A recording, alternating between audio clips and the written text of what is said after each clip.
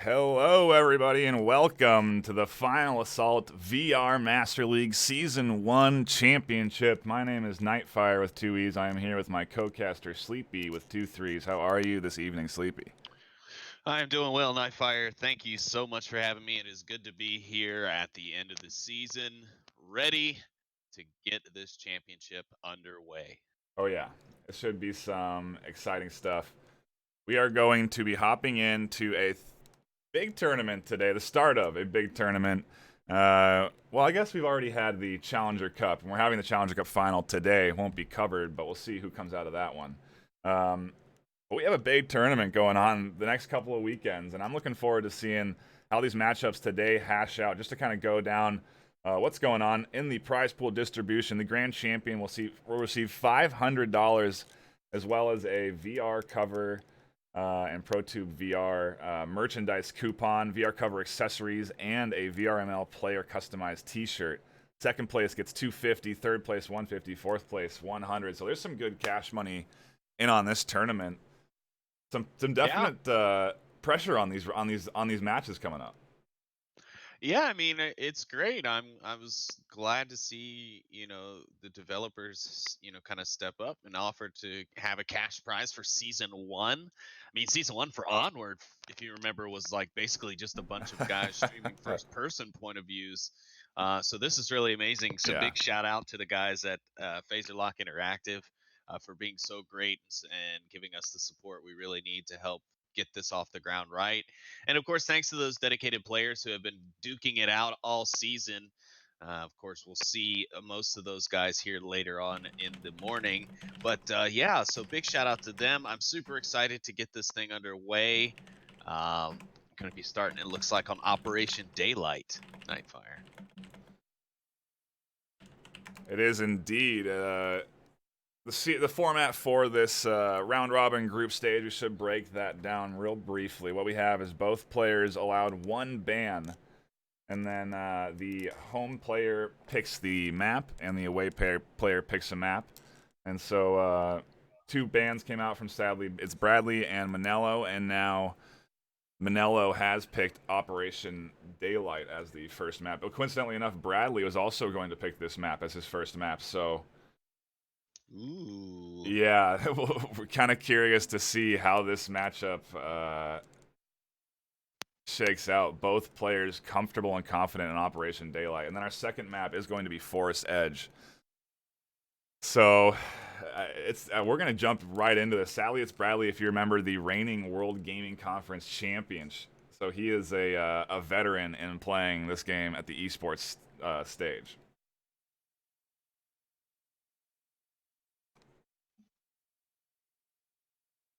Sorry, Nightfire. I didn't catch that last bit. All right, we are still hashing out the lobby situation right now. We're still waiting for Manello to hop into the lobby, and then we should be getting underway first. It does look like Brad is going to be going with a Nichols division choice right off the bat. He is a favorite. He does favor the air quite a bit, so that doesn't really surprise me. It's going to be a tough challenge for Manello to deal with, so I'm curious to see what his counter is going to be. And on such a kind of short range map, Yeah. right? Like there's not a long distance between in that north route between white base and the black base. Um, or we should say red versus blue side. It's maybe we should have the devs change that going forward and have the map red be blue on the map. But yeah, the air division should be able to do a lot of damage in a quick amount of time because sadly he's not going to be, or Bradley's not going to have to bounce all over the place to be able to manage a bunch of different aircraft and a bunch of different attack routes, right?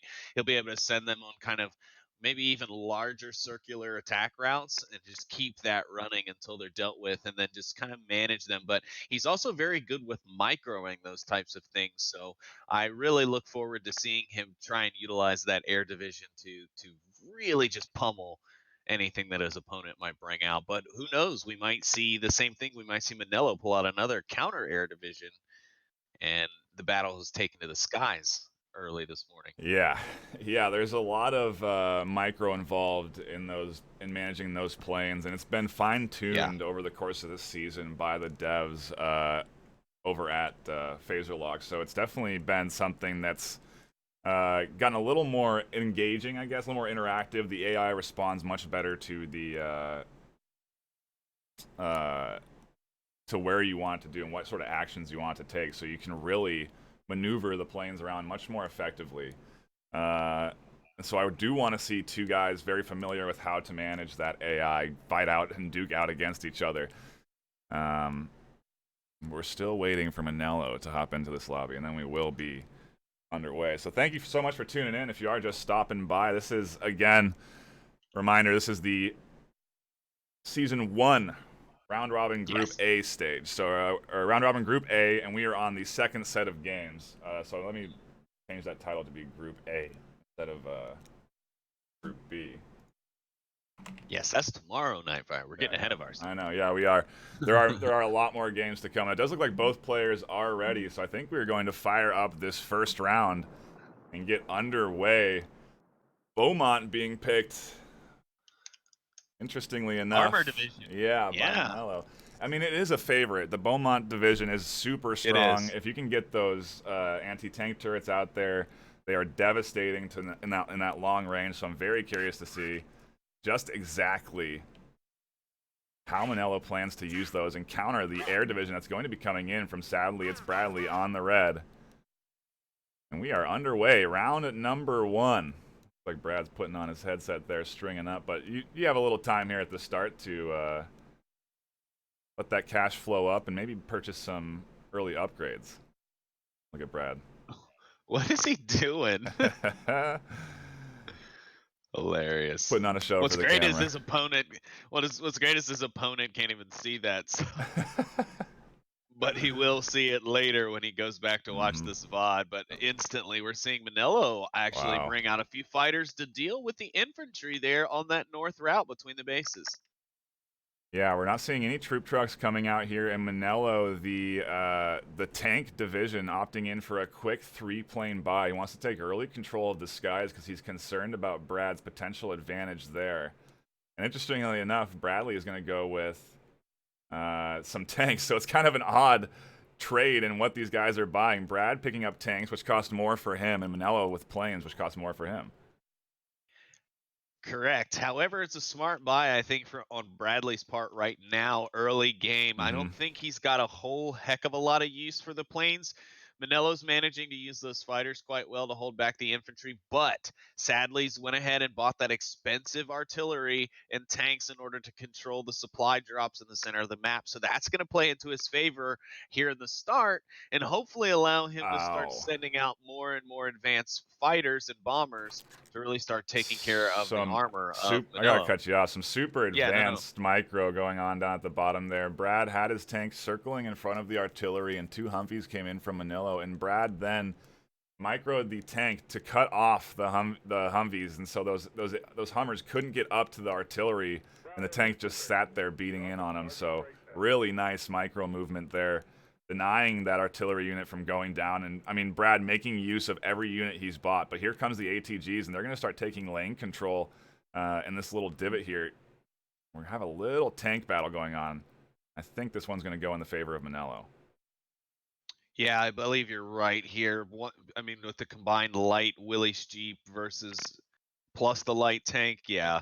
Yeah, Bradley's going to go down on that one. But he had the right thing in mind. He had that tank safe from the anti-tank gun, at least for the time being, but it's not going to matter now. Manella's going to go ahead and bring in another anti-tank gun. And again, like you said, NightFiree, those things great for doing damage, especially to those base defense towers at long range, out of the range of the towers themselves, and even in some cases, things like base artillery defenses and the like. Oof, what they don't do well against is those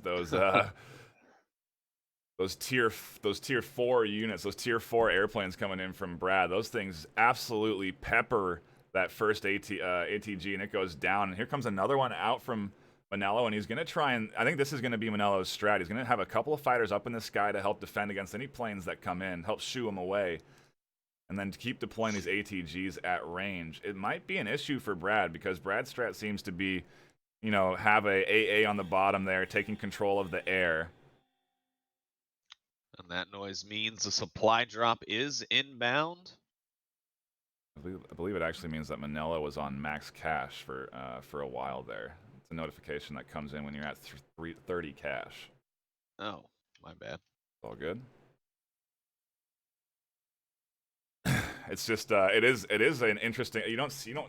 We shouldn't be seeing that in a matchup at this caliber, though. To have the mismanagement of funds like that is something I wouldn't be expecting to see. You do want to make use of all your cash all the time. And look at this. I mean, 5 planes, a swarm of planes out here from Manello. I wonder what Brad's strategy is going to be.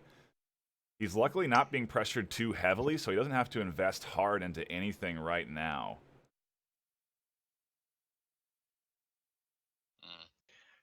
I'm riding on board. Sadly, it's Bradley at the moment, and it seems like his focus is still that main central point. But that heavy fighter that Bradley's got Ooh. has got some work cut out for it for sure. Bradley's brought out some anti-air now into the center of the field. That'll help his cause out. Manila really heavily invested in the air at the moment, which is not his division's strong point, but he's making use of it quite well. Overall, though, I'd still say it's pretty much a deadlock. If anything, Manelo's got the edge just simply because he's not taken much, if any, base or turret damage.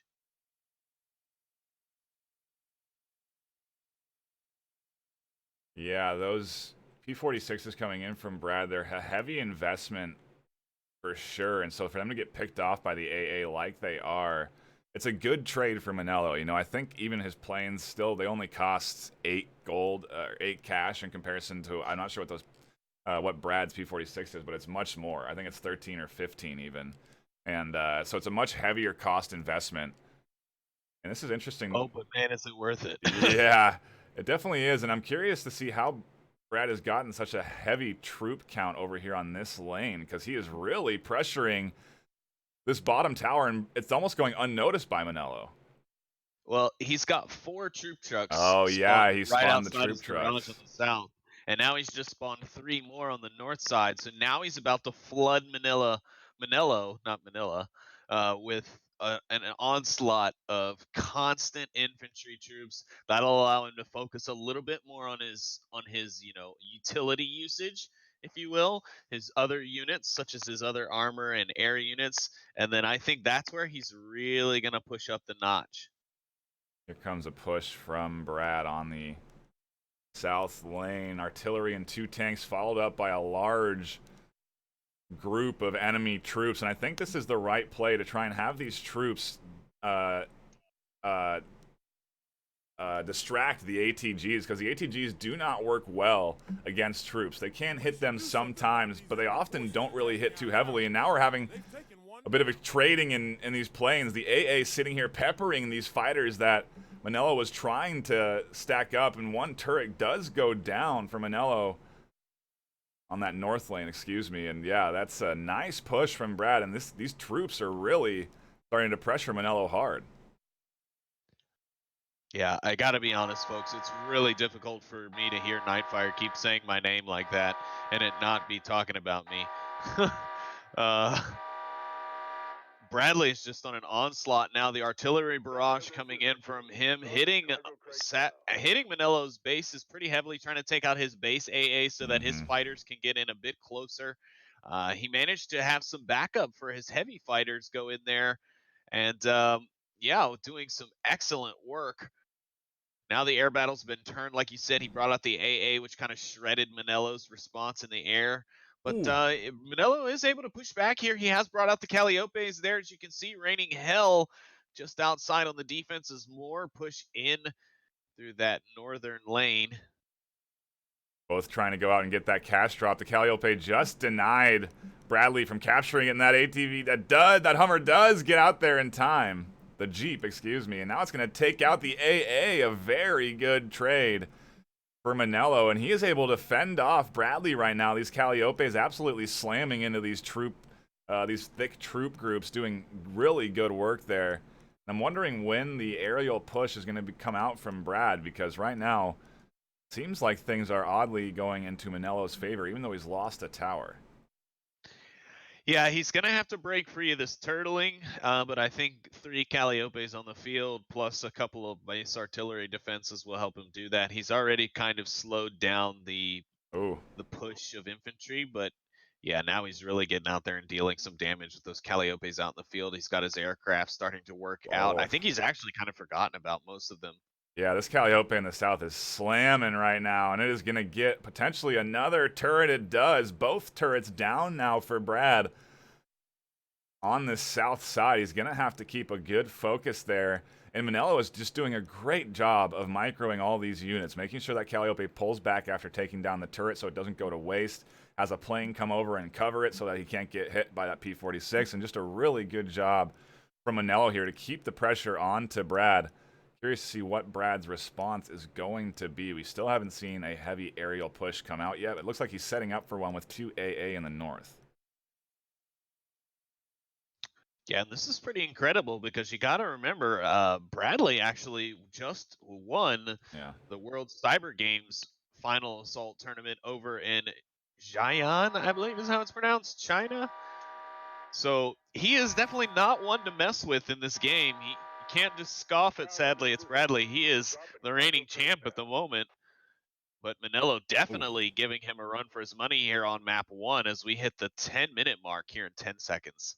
Brad does take out an ATG with that aerial assault, but it instantly gets replaced and takes control back on that lane. I'm wondering what Manello's next move is going to be. He's got his Calliopes circling in his base. He's got 3 of them there, so he is pretty well defended. He is going to get this cash drop as well, I think. No, it gets denied by a nice strafe run from Brad. But Brad will get that cash influx and maybe a push here coming in from Brad as he tries to call in another artillery toss into the north. Oh, this time he's actually targeting the Calliopes in the center, and he does find, I think, 1 ATG. Calliopes are all still safe, but they are low on health, so maybe a potential dive coming in soon. Oh, and I don't know if you've noticed this, but that AA installment on Manello is down on that corner of the base, so if he doesn't get anti-air up and he loses his control with those fighters in the sky, it could be bad news for Manello's south side there. Yeah, he did. He knocked it out. There is still one more back there on the south side, but sadly, or Ooh. Bradley could get in there and Oh. attack it without any damage to it. This artillery strike, huge, lands 1 Calliope, almost takes out another. And that is a nice trade there. And Brad's just relying on these artillery strikes to take care of these deeper units. It does seem to be working somewhat. He's trying to get some tanks moved up into the north. Those are getting denied by the left, those Calliopes that are still available, and now ATG's coming in to reinforce. Yeah, I don't know. I think at this point, you know, Bradley needs to invest a little bit more in his aerial units because he's not really getting anywhere on the ground, but the infantry that he does have out is able to slow up the defense and keep Manello from pushing out, which would allow his fighters and his heavy bombers and things like that to come in and do some real damage to the base and to those backside defenses and maybe allow his infantry to get a little bit closer. Yeah, Manello doing a nice job to also recognize that he has lost that AA and he does put out a mobile anti-air unit now out onto that south side, so we can have pressure again down there. And I think we might be in a bit of a standstill for a while here as they try and amass their next army. Doesn't look like any more troop trucks coming in from Brad, and Brad just really relying on these artillery strikes to whittle away the defensive rotation of this Calliope as he finds another one, and he is slowly taking damage down on those turrets with those strikes, and so maybe he's just going to go for the long game with artillery strikes. In a bit of an air battle here, a bit of a micro as Brad tries to navigate these fighters from Manello into his AA, and they almost find one, but can't quite manage it. And I think this is Brad trying to take back the skies as he gets a little fighting out there, and he can't afford to get into the base of Manello because he has lost that forward AA, so he can't afford, he does have that availability to skirmish just over the skies of the base, but he does lose his fighters. And it's just, I don't know, if he gets one, if there's one AA down there for Manello, it's just going to be so much harder for Bradley to even push in on this base. Yeah, no, you're absolutely right. That AA will just shred those planes right now. And, you know, Manilo's done a good job of kind of balancing his buy between counter air offensive and in his main armor, you know, bread and butter, if you will. So he's kind of stuck right now. Again, just the constant onslaught of troops coming out from Bradley, who's got still 7 troop trucks sitting just right outside the base. Yeah, that's what's keeping Brad in this. The lane pressure Exactly. is in his favor, and it has been this entire time. If Manello could regain some lane pressure, if he could counter with some troop trucks of his own, it would be effective. But Bradley just keeps hammering him with these artillery strikes. Yeah. He's just saving up all his money. He's a Mm-hmm. very patient player, Yeah. Bradley. I think he can definitely play those long haul maps. You know, we've seen some go quite long. And I think Bradley's got that endurance, and he's definitely got the knowledge to play out the long game. But here comes another artillery strike. As we talk about it, here it is doing some damage to the north side Ooh. of Manelo's base, taking out 2 key defensive units. And Manelo's going to have to respawn and react quickly, or he's going to be in a bit of trouble. Here's the push. An AA unit gets put up into the front line to take out these fighters as Brad tries to bring in that P-46 for support on the south lane. It does seem to do some work. The AA finally getting denied there, but a follow-up one is here to support it as those Calliopes are distracted by artillery, and unfortunately the mismanagement of that AA unit does go down as Brad's push doesn't quite come to fruition, and there go the 2 AA units, another P-46. He's trying to send in another one. Calliopes going down. Lane pressure there. Yeah, they actually managed to take down that southern anti-tank gun there. So now it's just a defensive tower and this one artillery unit behind enemy lines, and it's going to start focusing on the other tank. Luckily, it's a one-shot kill, but you got a tank and a bunch of ground forces pushing in. The tank might be able to do something here, at least take that artillery down a bit, but no, it's going to take direct fire from the tower. And the Manello is artillery getting unit pressured. right next. He needs some Yeah. Calliopes here quickly, or all these thick troop units are going to be in some serious trouble because now he's lost his turrets. They're not going to be held up there.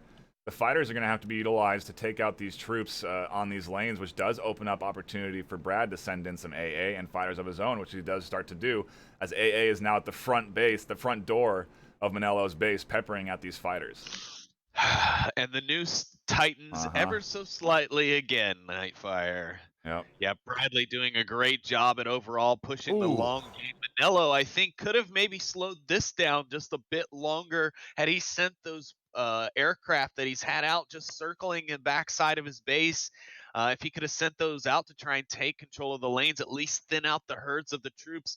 But no, they're going to keep pushing in. The onslaught is going to continue as Bradley continues to push more of that more expensive armor for him. Remember, folks, this is more expensive for him to buy this armor units than it is the planes. But here we go. They're breaking through on both sides. You've got one tower remaining for Manello. Bradley's lost 2 himself, though. We Yeah. can't discount that. Let's remember that, folks. There is some opportunity there, but Brad's trying to move in artillery units just to be able to pepper in the base, and now he can tuck one behind the tree. No, a Calliope spawns in just at the nick of time to deny that artillery unit, but Brad is going to send his air units striking on the base, and there's no AA here to deny this from happening. He's going to have to rely on his fighters in the sky, but Brad has AA inside the base of Manello now. Yeah. Yeah, friendly AA on station, taking down the enemy fighters as they attempt to take down his aircraft, and his aircraft's hanging on by a thread, but it's still there, Yikes. and now it's a direct attack on Yeah. Manello's base. It is all over and dusted, it appears, for Manello, unless he's got some sort of nuclear strategy to pull up here in the last few minutes. I don't think he does. 2 P-46s flying overhead, slamming into the base. He can't spawn any tanks out without them instantly dying. And then these troops supporting the air, hammering in on Manello's base. And that will be a roughly 20-minute win coming in from, sadly, it's Bradley. A very well-fought game, but ultimately Bradley paying off with that patience and the constant artillery strikes. Yeah, an interesting way to play to play that division. A very much armor based in an aerial division. More expensive even, you know. So it just quite interesting, and he was able to succeed with it with very few aircraft.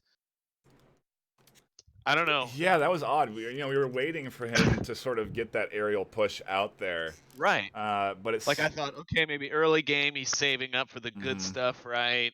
You know, he's not going to blow his load too early. Nope. Quite the opposite. He just focused on the more expensive armor troops.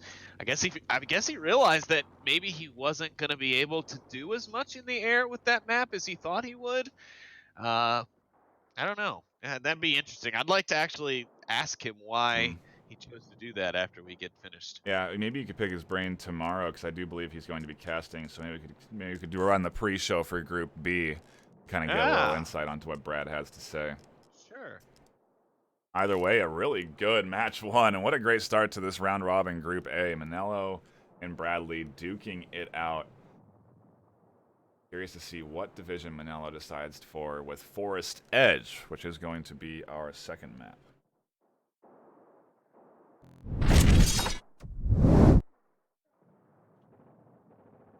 This one's going to be a good one. This is a nice map. I just like the layout of it. And plus, there's like, what is that, 7 tower defenses for both sides. So if we have the same close battle that we had in the last game, with the number of base defenses that can slow down enemy troops, you guys might want to strap in at home. This could be a long one here for map 2 of the first game. But while we're in between, let's say thanks to everyone who did come out. We do appreciate everybody stopping in and watching the action here on Final Assault Master League. Yeah, seriously. Thank you guys for tuning in. If you are new here, hit that follow button. This league is only going to get a lot bigger because PlayStation VR is going to be getting Final Assault support soon. Woo! So nice. Expect a serious influx of players interested in Final Assault. And yeah. I'm curious. I guess we got to confirm what the crossplay functionality will be there. But I hope that it is crossplay because that would just be a massive influx of new players to this community, which is exactly what we need. Because there's interest here, and there's so many fun. There's such great esport potential to this game. If we can get some more players into that league. Done. Even though we do have quite a few already. It does look like we do have both skilled players here, Manello and Bradley, in the lobby. Manello locking in a Simmons division. Yeah, interesting choice. Infantry based. Maybe he felt that after losing to that infantry set, he tried to do it some on his own. That's what I was just thinking. I'm like, I wonder if he was like, man, that onslaught of infantry just killed me. I'm going to try and do the same thing to him now.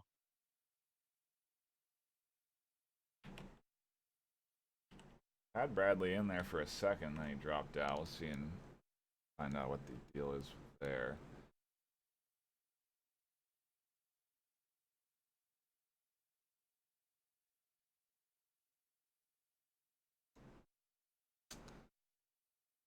Well, I say that's one definite way to get us. Crossplay is coming. Nice. Awesome. Yeah, that'll be awesome. That'll be such an excellent influx of players, obviously. Oh, absolutely. I think that's great. I think it's great overall. I mean, even just for VR in general, to have crossplay available for all games realistically, so long as the game is compatible, with that style of tracking. I know with the PS Move or the PSVR, it's a little bit tougher because there's only one camera point and it's supposed to track everything, 3 points of tracking basically.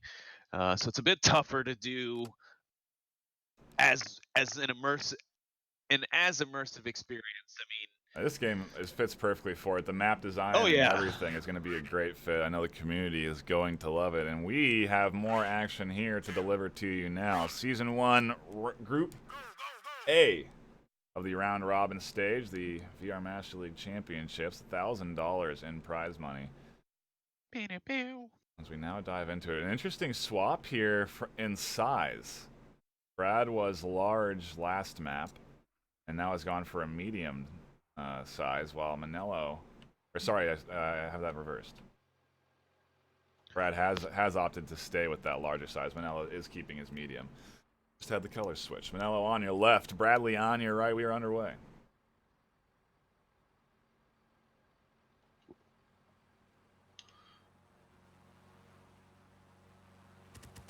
We do have some early buys. The troop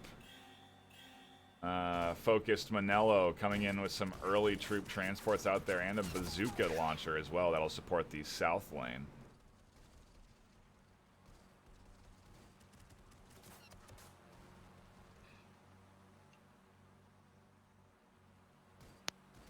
And a bit of aerial combat between the two. One thing to note, this map obviously significantly larger than the last map, so both players going to have to make sure that they spread their attention across the wide range of this map, or there will be some opportunities for them to sneak in and sneak up onto these towers, place troop trucks, especially Manello, where he can maybe place some advantageous troop trucks in some spots where they can support quickly into lanes that Brad maybe not will not spot out. So we'll see if that becomes a thing. I'm not sure if this is well, it's definitely not accurate. Bradley does not have Calliopes available as Nichols. So a bit of a visual bug there on the units available, but Brad does secure the first airdrop. Yeah, and that will probably be key for him, being that he's playing, again, that aerial unit. It'll be interesting to see if he utilizes it more. It seems that he already has. He's got more fighters out already in this... Oh, wait, nope, sorry. That's Manello again with more fighters out than his aerial divisioned opponent. Interestingly enough, but at least there is a plane there for Bradley. It's, I guess, there to engage. No, he's sending it now on an attack run there in the south. Yeah, he has to deal with that bazooka launcher that was peppering his front turret there. Surprised to not see any artillery units being placed there on the corners either. If you kind of toss one out there, it definitely does help support that forward tower.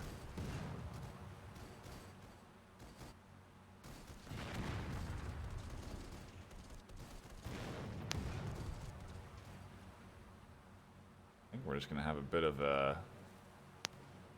it seems both players just sort of feeling each other out on this map, trying to assess what their strategies are going to look like. Manello obviously favoring to stack up that AA, and we are getting a bit of an aerial battle here. Yeah. Sadly, it's Bradley is trying to answer back. It up. Nice little fur ball going on right over top of the red base. Even the base AA getting in on the action just a bit. But yeah, I was just thinking the same thing, NightFiree, and I'm kind of honestly doing the same thing, trying to get a feel for what each of these players is trying to do. And right now, I'm not seeing the formulated strategy. I mean, obviously, Manello trying to send as many troops out as quick and as efficiently as possible to just drown those lanes in possible troop coverage. He's now got men sitting on that central cash drop location, but that'll take damage immediately from, sadly, it's Bradley, as he puts some aerial offensive down on the center of the map, and already he's lost 2 units there in the center. Yeah, 3 now. I think we're starting to see the move from Brad here. He's got a 3-fighter unit, a squadron over here supporting this AA unit in this back south area. He's going to try and send that P-46 in to support and take control over these aerial drops. I think if Brad can manage to grab a couple of airdrops, you're going to start to see some more offensive units come out here so you can deal with these ground units, because he has been able to fight off the fighters relatively well from Manello. Manello now with 4 available and a troop transport plane circling above, so lots of troop units will be coming in from Manello now.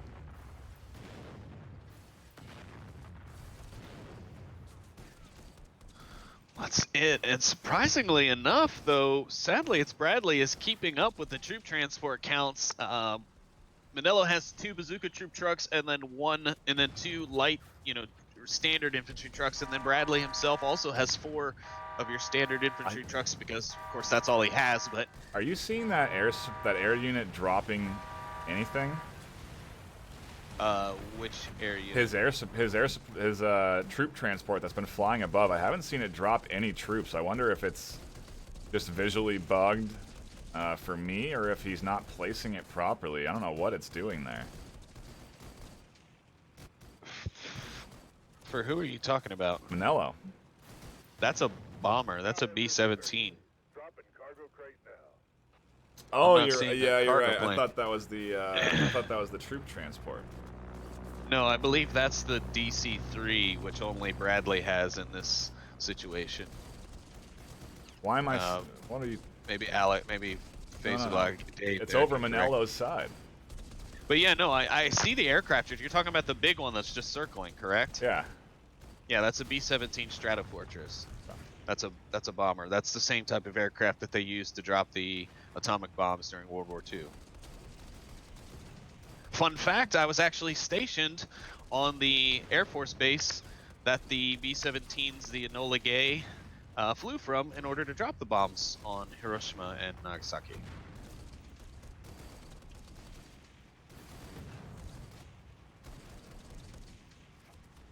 It's actually a little replica of it right outside the base gate.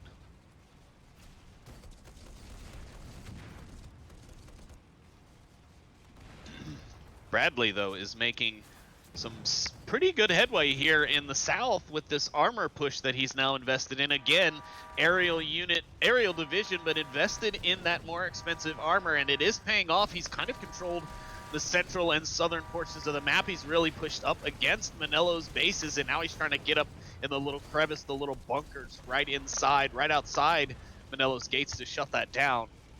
But he's also definitely more invested in his aerial units this time, so we'll have to see exactly what happens, but for now, it looks like Manello's back on the defensive. Yeah, here comes the aerial support. Lots of fighters going in here, and I think Brad's taking control of the air. I don't know. Is my UI bugged? Why does he have 2 of those bombers sitting above his base? Why would he invest in those tier 5 units or tier 4 units and not use them? My only thought would be he pulled them out with intent to use them, and now because of that little offensive stint that just happened from Bradley, he's focused a little bit more on trying to repel that than to focus on where those bombers go. I could be wrong though. I'm not sure. But it's definitely a bomber. I mean, people in the chat have even confirmed that that is the bomber.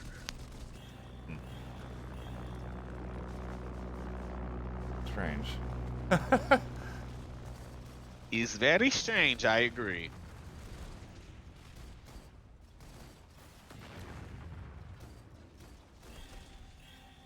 And Bradley has really put the pressure on here in map 2. We're already in 10 minutes, and you already have Manello down 2, almost 3 towers now, and there's the third one out. The south gates are open. Another artillery barrage going to come in from Bradley from over on his side. He is really pushing up the pace here, and I'm not sure Manello's able to keep up at the moment. It's interesting. Those artillery barrages have been the most probably the most effective thing for Brad in these fights against Manello.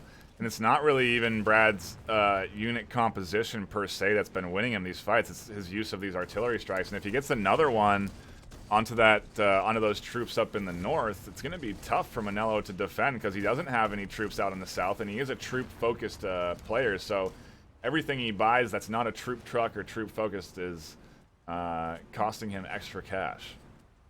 All these fighters, for example. Yeah, he should really be putting those to use to try and slow up the 8 now troop trucks from, sadly, it's Bradley. No wonder it's a constant onslaught. It's just non-stop man production there in the base of, sadly, it's Bradley.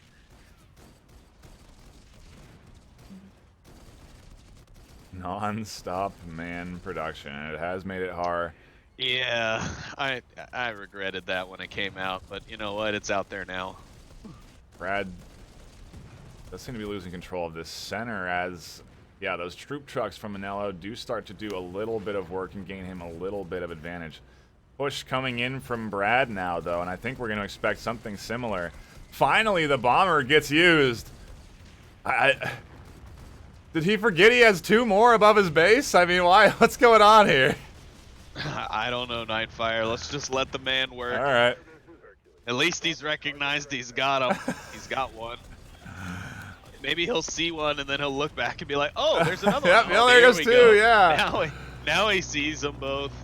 Jeez. Or he thought the first one didn't react, and he's gonna finally realize he's got another one even coming out. He's gonna have 4 bombers, and he's got 6 fighters as well to support those bombers.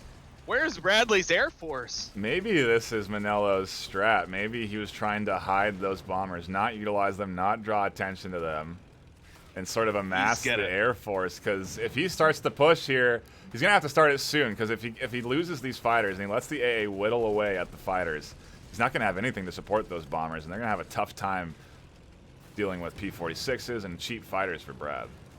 Yeah, absolutely. But, you know, it doesn't...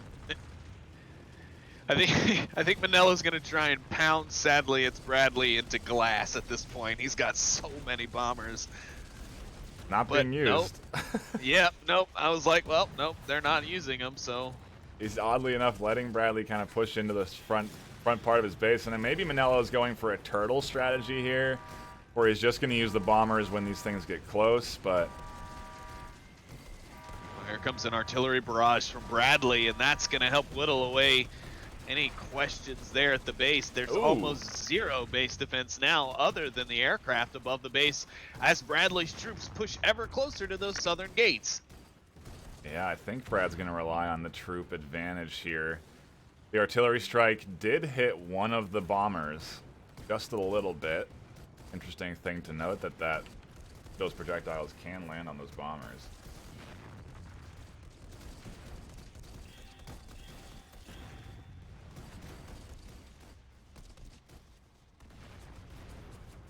And Manelo's base has taken its first lick of damage here towards the start of the end game. We're wrapping right around 12 minutes, so we're on track for about the same time as the last game, but I do feel like we may end a few minutes earlier. However, with that focus on the turtle, he has managed to push Bradley off of his gates. Yeah, I feel like Manello has some sort of strategy in his back pocket here. I just don't understand. I don't understand it, so I feel like he does, and he's got something he's gonna do with those 4 bombers sitting in his back pocket there.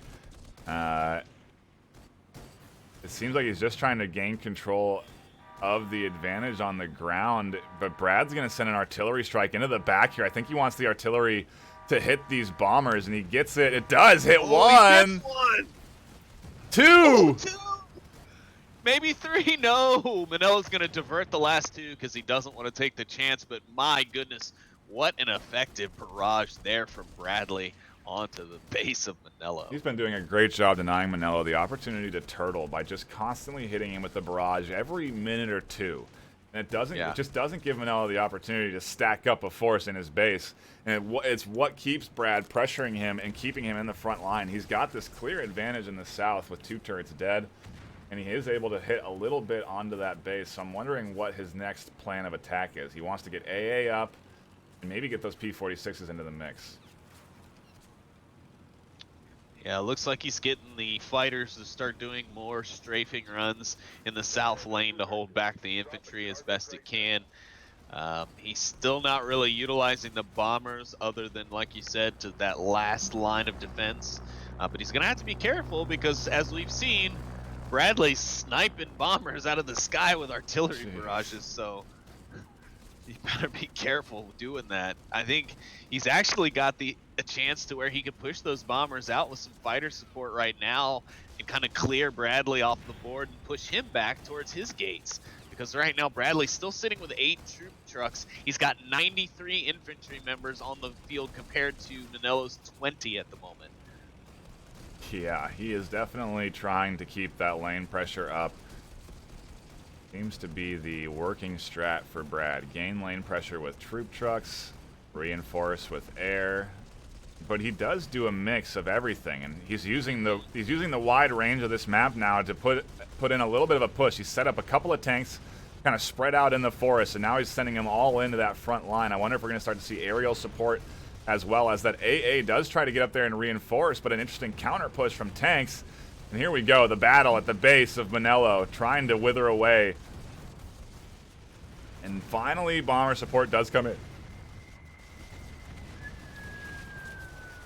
Huge bomber support, catches 3 tanks. Super effective. Yeah, really nice job. Here comes an artillery strike. Maybe Bragg's going to try and snipe more bombers. And you see Manello does pull back on them.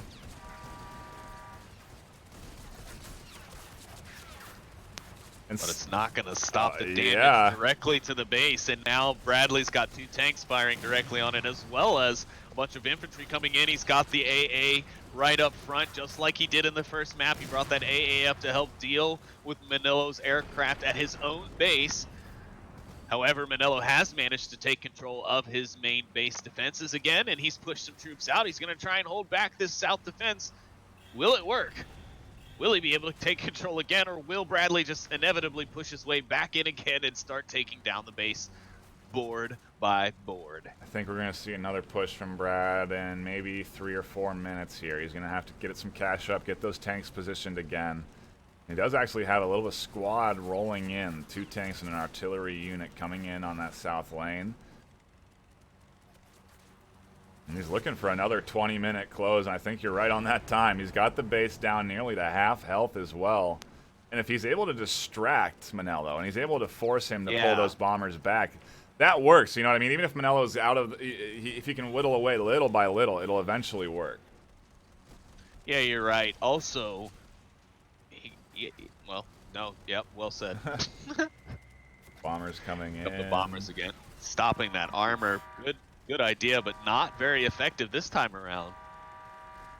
Their artillery strike, and oh no, he's forgot to manage his tank units. He loses his entire defensive setup at the base. That's going to open it up for Brad, and here they come. Artillery unit supporting him with those troops. Look at the big brains on Brad. He puts the fear in Manello that his bombers are vulnerable to artillery, and then Manello forgets to move his ground units from the artillery strike. Nothing is safe from Bradley's artillery strikes. Manello has relative control of the air, though. He's got a ton of fighters out now. He does. But here comes another artillery barrage, and so quickly, and it's going for a direct attack on the base this time. Bradley's not messing around. He's trying to just do direct damage at this point. He wants to get this over with and claim his second map.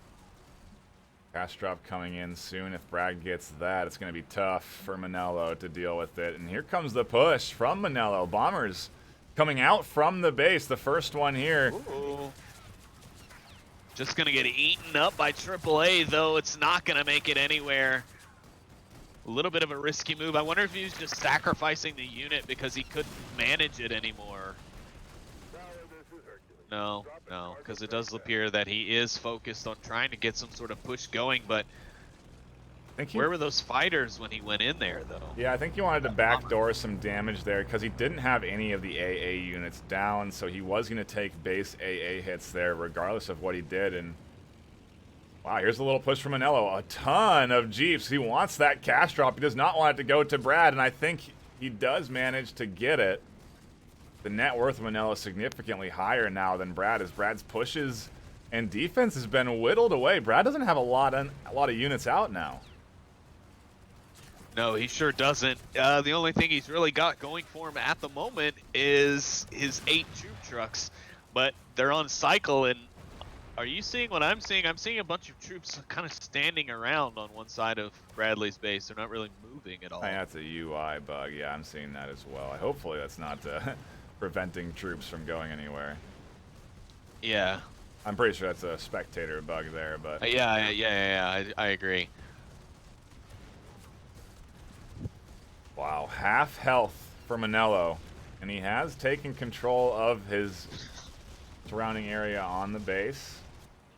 If he could get rid of Bradley's base AA, his aerial presence is just ridiculous at the moment. He could seriously wipe out some Bradley defense.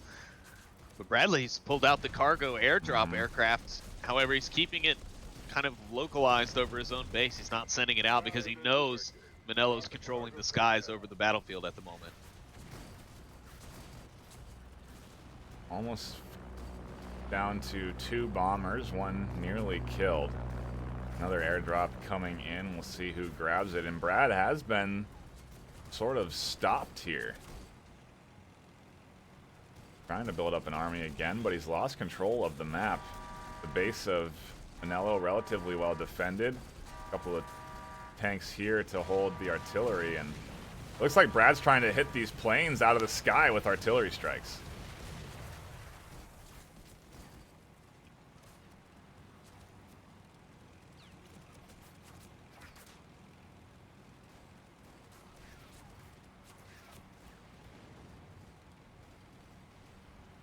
Jeez, I think this might be Manello here. Manello might be able to take this game back.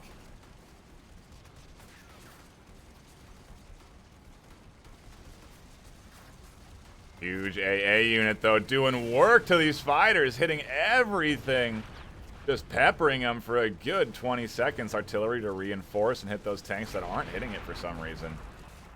Because he does manage to pull it back.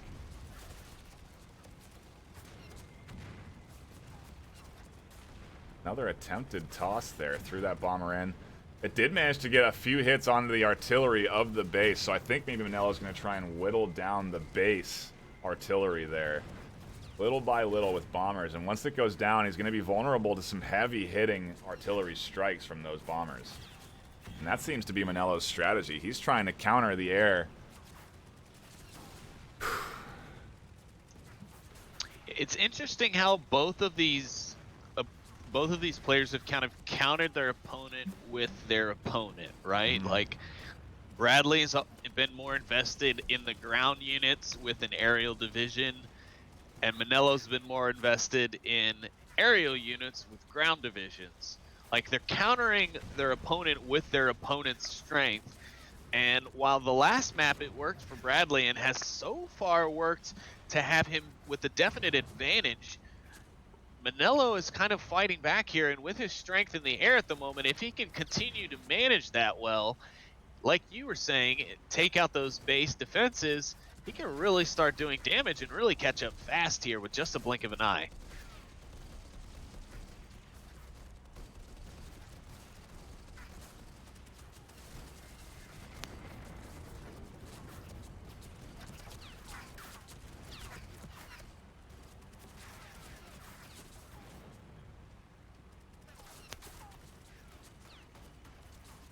Bradley back on his troop advantage. He's invested in that mobile AA. He's trying to thin out the pack of the fighters over the battlefield, and he's going to manage to take one down. Here comes the second one, yeah.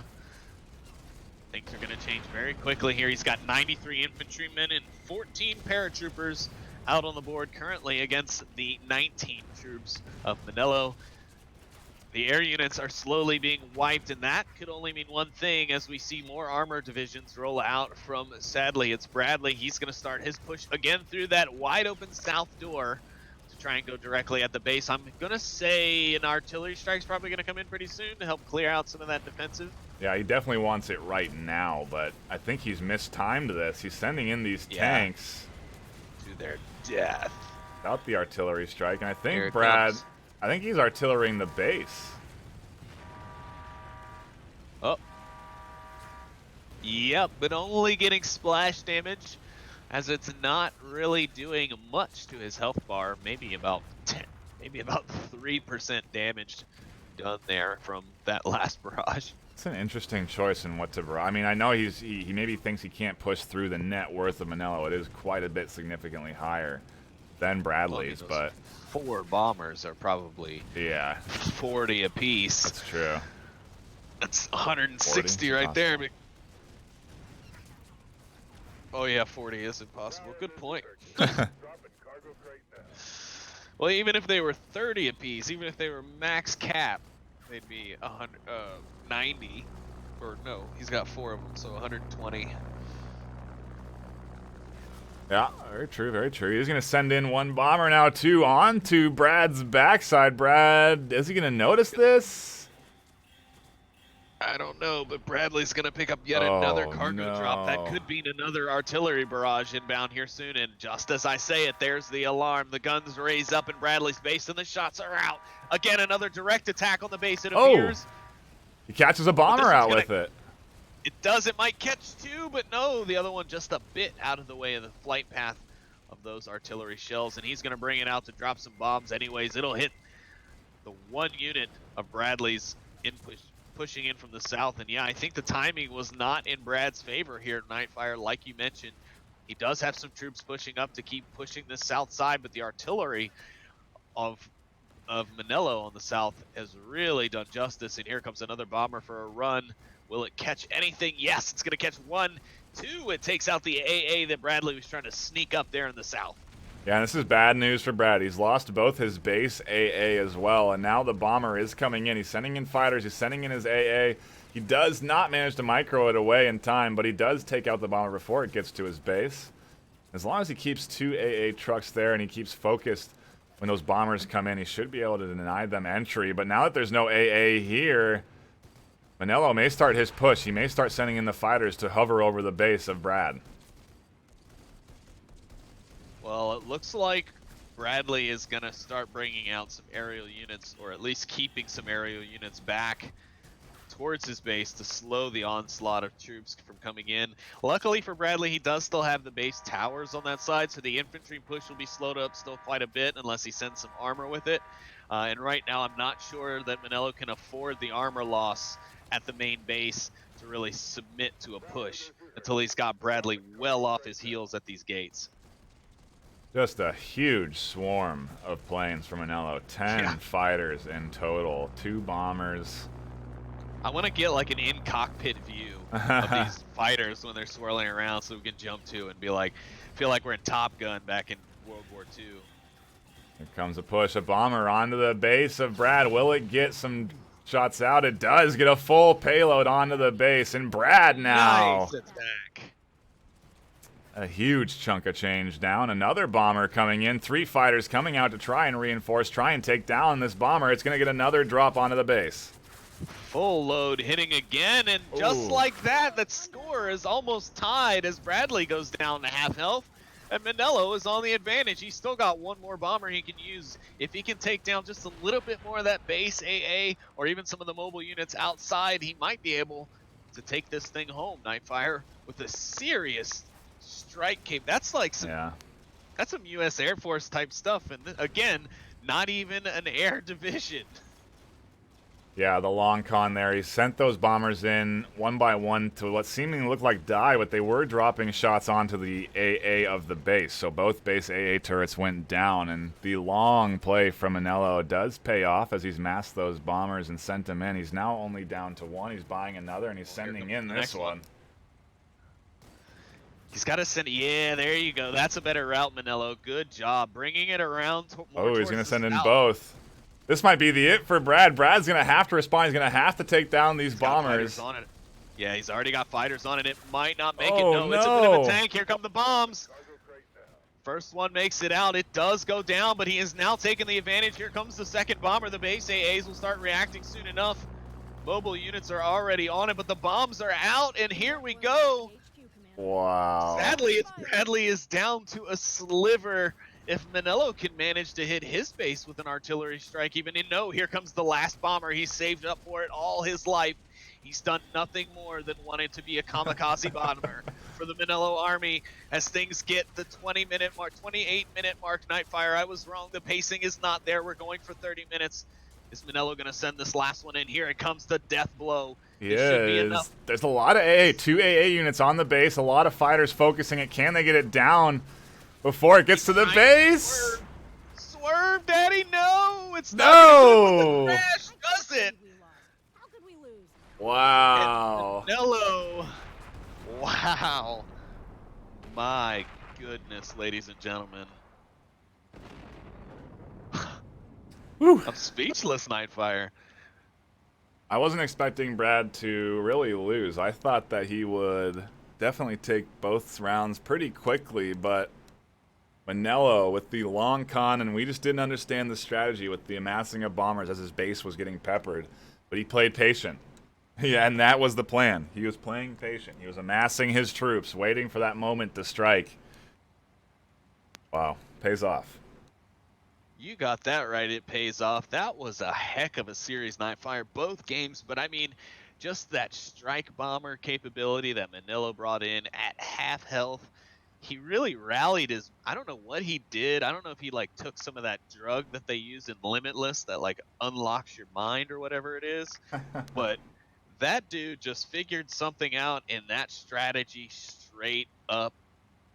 It just blew my mind. I mean, I did not expect that comeback. I thought Bradley had it. Me too.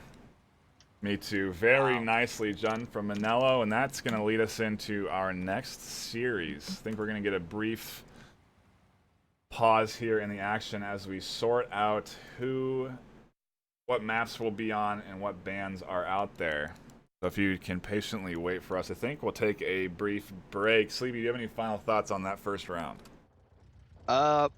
No, just what a great game. That was a heck of a way for us to open up here today on the channel. GG's to both players, of course. Both will take a map win in the championship series here, and standings will be updated as other matches complete, and we go through the day, and then we'll find out at the end of our day who has kind of come out on top in this Group A championship day, group stage. There we go. That is the word I was looking for. But yes, we'll take a short break, and we'll come back with our next set of matches.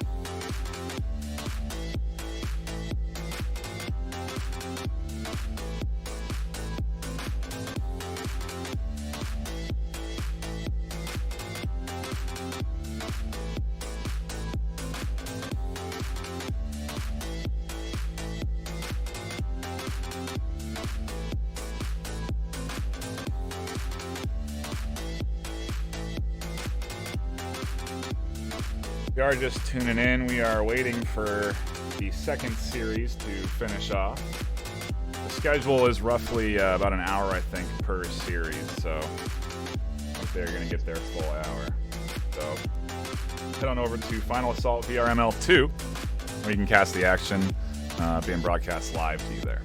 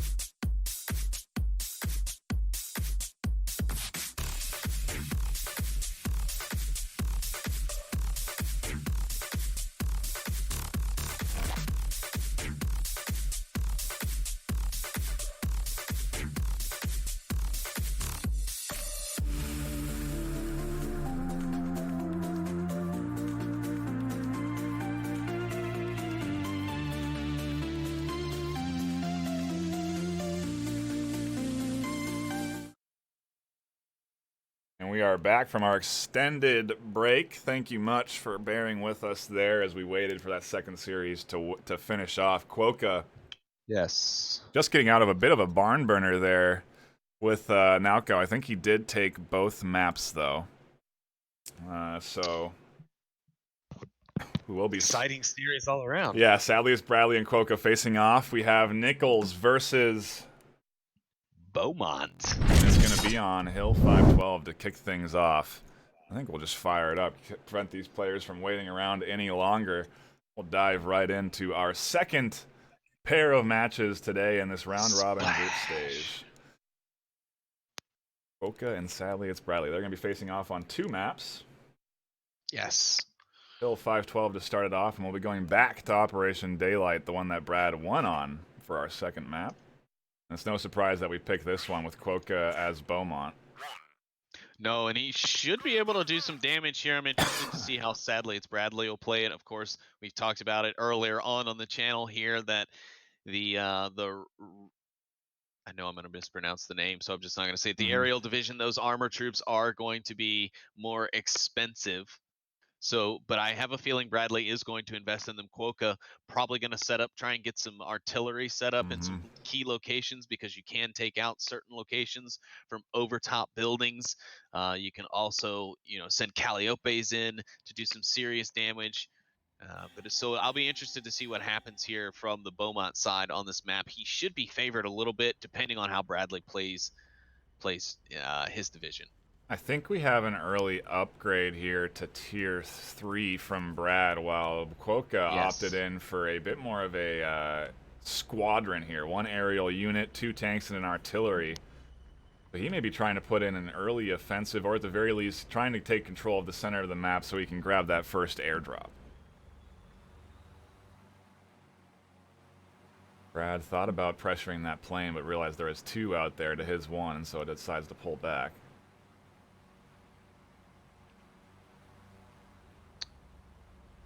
A little bit of mixing it up on both the north and the south lanes as both teams' infantry slowly go at each other. The one thing I've noticed different from Bradley's strategy this time around than last is he's not put out the typical 8 troop transports to flood lanes. He's been a lot more hesitant. Neither has actually gone for troop transports at this point. All focused on armor and their particular division strengths, like the aircraft in Bradley's case. I almost think that maybe Quokka decided to pick this map so that he could try and counter Brad, because these AA turrets are so forward pushed. Like, they are really far up. They can help do a lot of work, and they are actually putting a lot of fire onto Quokka's fighters as he sort of dips in and out of the front lines of sadly it's Bradley's base. We'll have to see Quokka posturing to pick up that most recent cargo drop. But Bradley's got a fast-moving Jeep going in, and the Jeep gonna slide right in and take the cargo drop right out from underneath the nose of Quokka. They'll engage on top of the objective, and both will mutually exchange a death of destruction and blowing each other up. Now the tank will roll in and continue to engage the troops, but mostly it's just a battle for the middle right now. As again, that AA, Bradley definitely going more with his aerial side in this map, that's for sure. Way more usage of his aerial units here than against his first opponent, Manello. Yeah, I think I was calling those P-46s. I believe they're P-38s. I stand corrected by chat, so my apologies there last round. But yeah, that P-38 micro is something Brad's really good at. And so as soon as he sent that AA unit, the artillery started to focus it, and immediately Brad came in with that P-38 to pepper down those artillery units. And now this AA has free reign in the center to sort of deal with any of these fighters. And you can see Quokka here has amassed quite a few of them. Oh yeah, 8 fighters on the board for Quokka. The aircraft not quite as heavy on the side of Bradley now after a few engagements, but he was smart. He brought out that AAA to help support his units in the air to keep the fighters off. But Quokka's done a great job at his micro. Again, those aircraft units, they're very tough to keep control of because they require a lot of micromanagement. If you leave them, if you forget about them, they either become a wasted resource or they just get attacked and singled out without you paying attention to them, and you just start losing units, and you're basically just throwing money into a garbage can. Yeah, it's definitely a interesting investment choice, and it's definitely one that I think we've seen almost every player that's gone up against Brad opt for. They really want to make sure that when Brad decides that he's going to go air, that they have some way of countering it. And I think here comes a little bit of a fight here between Quokka and Brad, as Quokka's set up a 5-man tank squadron prone to take the center. Yes, sir. A couple of 5-man tank squads sitting there, Yeah, there's a and lot Bradley's of tanks got there. 2 AAs. Is that 2 AAs supported by 2 light tanks in the center, trying to control the cargo drop, but also just have an anti-aircraft presence in the center of the map. But I have a feeling this could be Quokka going for the strike. He's got 3 more tanks joining the push, pushing out of the gates, but Bradley's now dumping troops. He's up to 8 troop transports now. Quokka hasn't invested in anything, and the artillery strike already coming out from Bradley, and we're seeing kind of a repeat of the last match. He's going for those base AAs. My thought is he's going to start sending his planes in, kind of similar to what Manello did to him at the end of that last match, to clench that map 2 from him. Yeah, that artillery's so effective on Nichols. We've seen Brad use it in all sorts of different ways, taking down planes, taking out artillery to harm the base. It's been a huge tool for him in all of these matchups. And he does, you're right, take down both artillery AA there. Maybe this map not a good pick after all from Quokka, as both those anti-air are down now. Yeah, Bradley did lose the fight, but with his armor in the middle, but he was able to successfully pull his anti-aircraft units out of the area and avoid the armor push. He pulled them back into his base, and they are safe, so they will live to fight another day and maintain an aerial defensive if he can manage to get some armor support and clear out the center. But that's going to be tough, because Quokka has 7 units now, plus what looks to be, yes, a Calliope coming into the fight in the center. Quokka's going to have some serious reach out there now, but Bradley's coming in with 4 light tanks of his own, with a lot of infantry pushing as well, so we could be seeing a nice mix-up here, but that Calliope is going to be tough to deal with without those planes. And Quokka's got a lot of fighters. Oh my goodness, here comes a big battle in the center. AA to deal with the air, while Brad sends in his P-38s to strafe. Tanks getting peppered. And interestingly enough, we're not seeing a lot of the tools specific to Beaumont, just the Calliope here on this side. We haven't seen any artillery come out and try and take control of this hilltop. It's what he needs to do. He needs to get some artillery position so that they can deny Brad from being able to even approach the hill like he's been doing. And now, maybe, but at the same time, those ATGs are super vulnerable to P-38 strikes, so maybe he's aware of that and he's going to opt for Calliopes instead. Or just a heavy tank rotation. The problem is if you have too many units in this game, it's hard to manage them all. You know what I mean? You have to individually send them. And so if you want to put a cohesive strike with 6 tanks, you're going to have 6 fingers, 6 hands. Yeah, exactly. You need to be an octopus. Yeah. And I'm starting to wonder if Bradley has undergone extensive octopus I've seen it on the black market. In a government facility. Yeah, I've seen it out there on the black market advertised. Become an octopus. Or did his time in China, did he receive some of that mystical Eastern medication, which has turned him into an octopus man, able to micromanage even the smallest of troops. But luckily for both of these players, this map, fortunately, is smaller, so microing troops across the map won't be as big of a task as it could be on other maps here in the game. Look at this thick troop wall coming down here for Brad. His troop trucks are starting to pay off now that he's sort of pulled off those fighters from strafing. The troop trucks now have its advantage. Barrage. Yep. Oh, and Bradley better get his troops out of there. The Calliopes are just going to be able to get out.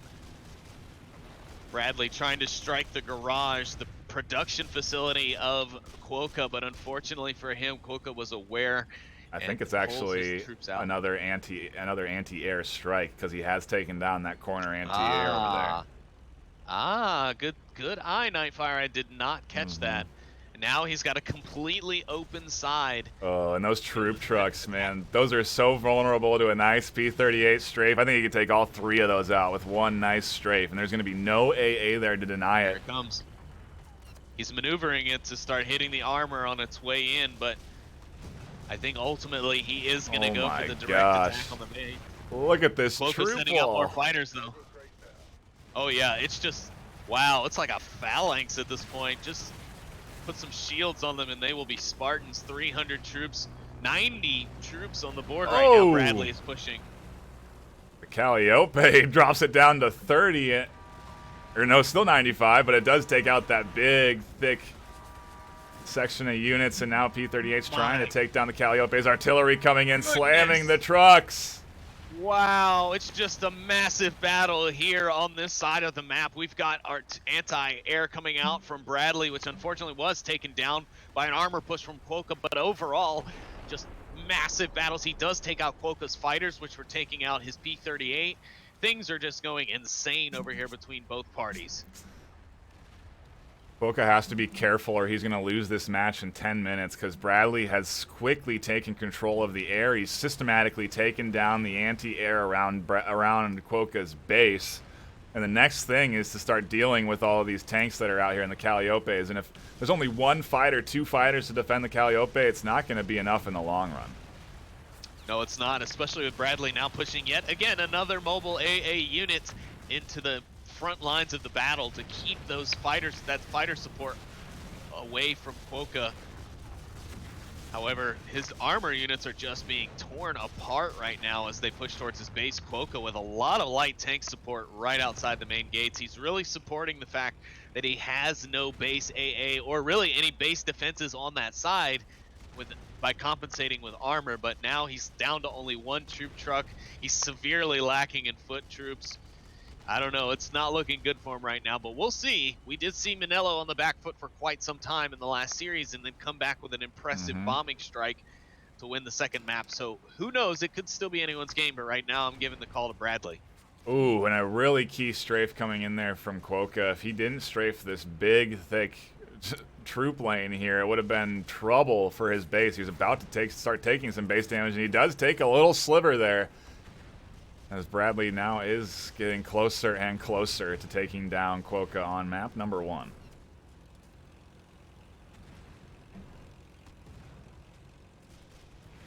Fighters are here, though. Tanks are out. Quokka has maintained relative control of the center of this map on the ground, but the air has been, for the most part, in Brad's favor, and now the anti-air that he has stuck back there to defend the P-38 is doing some work that takes down 2 more fighters.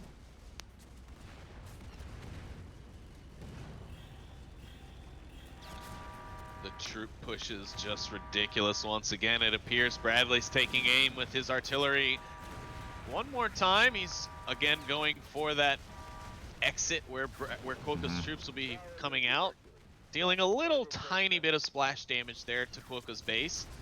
But again, still just an onslaught of infantry coming at Quokka's door here. Now some light tank support.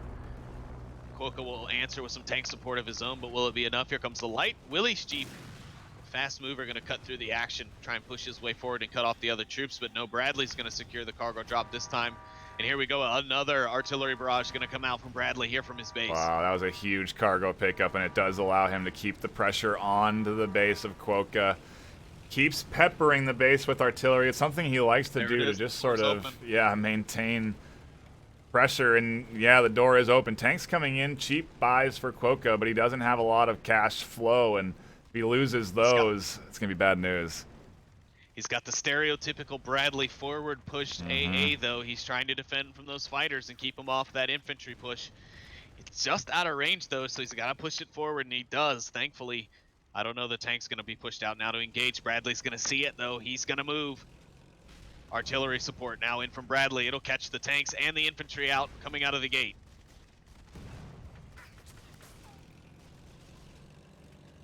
Wow, the troops actually taking down one of the tanks. Huge play from the troop lane, and yeah, he has to redirect these tanks and focus on this huge troop wall that's coming in. It's surprising to see that Brad hasn't set up troop trucks on the other lane as well. Because if he could somehow be pressuring and dividing the attention from Quokka, it'd really be game over. But either way, he is right at the front door, and he's knocking.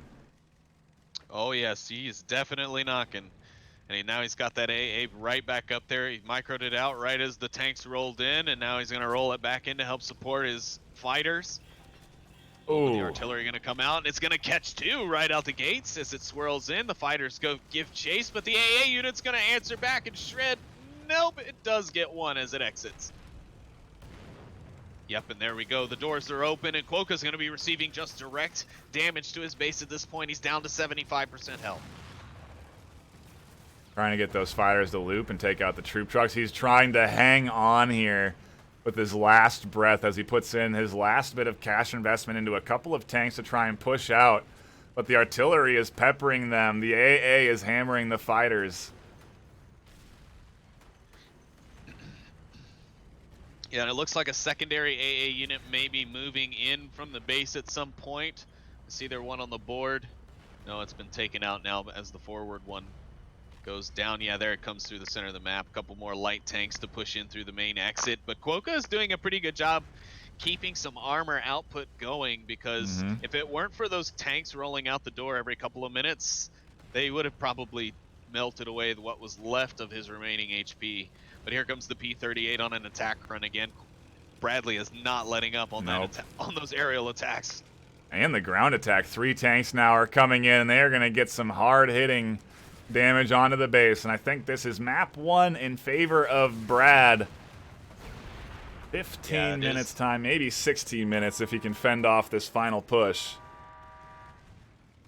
I don't think it's going to happen. There's too much armor there for those two things to stop. And here comes the artillery barrage to help close out anything coming out or in the area. That'll help his troops. There it is, folks, the last little sliver of Quokka's health, and Bradley will take our first map here on 5-1-2.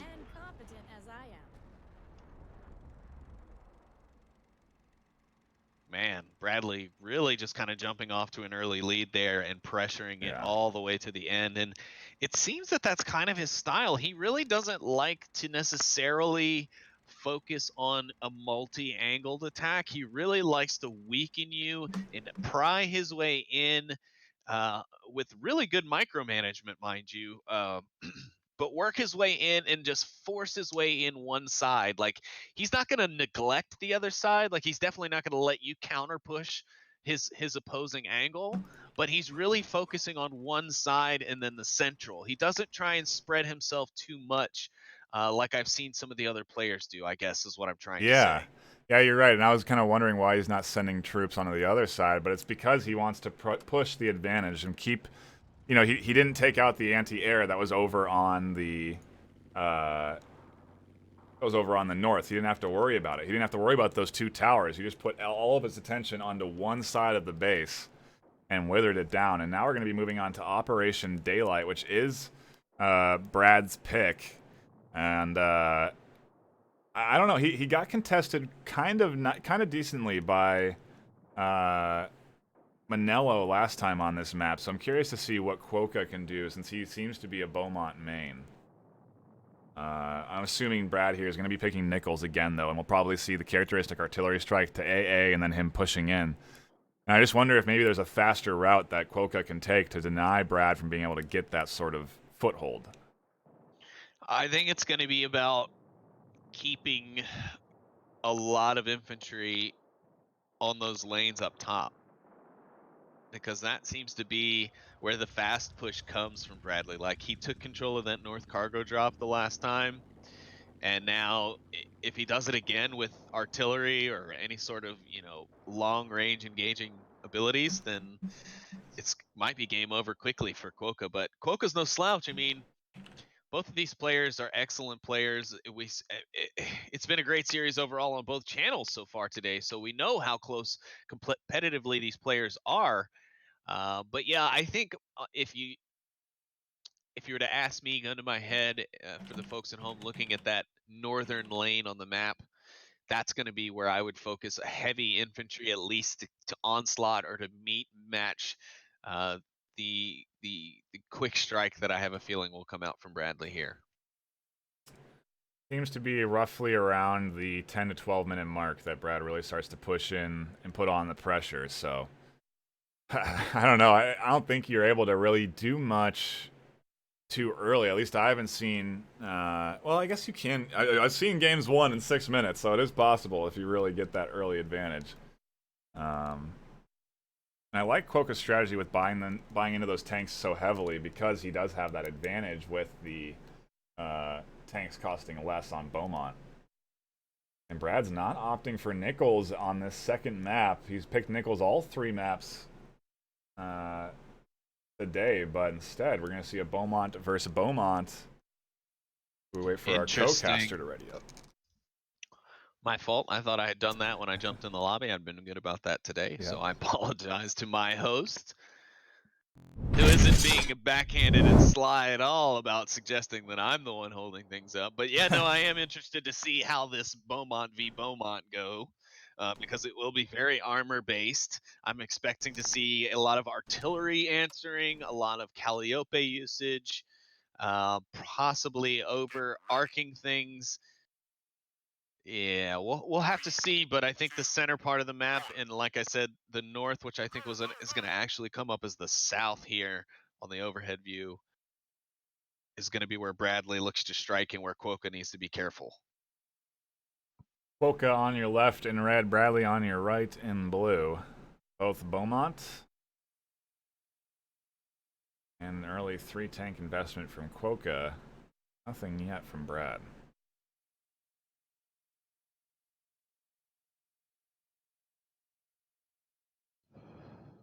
My bet is Bradley's going to go for a heavier investment in troop trucks after the possible usage of the or obtainment of the air units there to help slow down the infantry push from Quokka.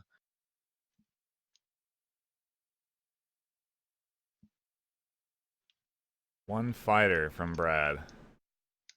He has unlocked tier 3 units, so the ATGs should be coming out here. But look at this quick push from Quokka. This is what I was talking about. 4 tanks here, 5 now onto the tower of Brad. He's using Brad's slow purchase here in the choice to go to tier 2 to get an early advantage. And these tanks are slamming into this tower. And the micro is there as he's trying to maneuver them away from the artillery. Yeah, but artillery, there is. Bradley has some out now to help defend the gates, but already almost down a whole tower. A nice quick push out from Quokka there. And man, Quokka really loves those light tanks, man. Probably because they're so cheap for him that he can just continue to throw out tank after tank after tank and support these pushes. But he could really, I think, gain a bit more of an edge if he were to spend a little bit of money on some troop transports early on as well to help add pressure, because more guns is just more DPS. Then if you back them up with your multiple 6-7 light tank teams like he's done in the past, you know, it's a recipe for destruction. He finally does get those tier 2 units out, and we haven't seen any ATGs from either side yet, as Brad now sends in troop trucks, 4 of them, in fact, to reinforce his bottom lane, the short lane as well. So he's going to try and put pressure on that quick one and try and, I don't know, amass his forces as he does. And curious to see what his Beaumont strategy is, if he's going to be Calliope focused and having them circle around in his base, or if he's going to shift to those ATGs to deal with these tanks. Interesting. The ATGs would be a smart choice because he could set them farther away. The artillery would be smart as well because he could, if he set them far enough up, like you can see here, it's got quite a decent reach, so it can help defend quite well.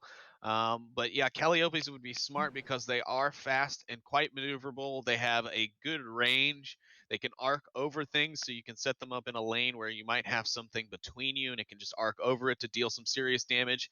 And yeah, it does a lot of damage, especially to those light tanks. So as you can see, looks like Quokka is going to be pulling those back because that Calliope is going to be coming out in force. A little bit of help from a light tank support of its own, and now the infantry push coming out from Bradley, who is leading the troop transport game. He's now got 53 on the board compared to 23 with a 4 transport truck lead on the board. Nice little hit there from the Calliope, slamming into that tower on the corner. And yeah, he's looking to take full control of this lane. He's going to have the Calliopes taking down the troops as they come out. ATG's coming into support. It's going to start peppering. Oh, actually, he's going to move it up north. No, he just put it there. It's going to start peppering the turrets. Yeah, Quokka's already moved back into more of a defensive posture. He's got the ATG set up on the hill. It's going to be able to reach quite a long range. As you can see, it can reach all the way over to the corner of that lane easily.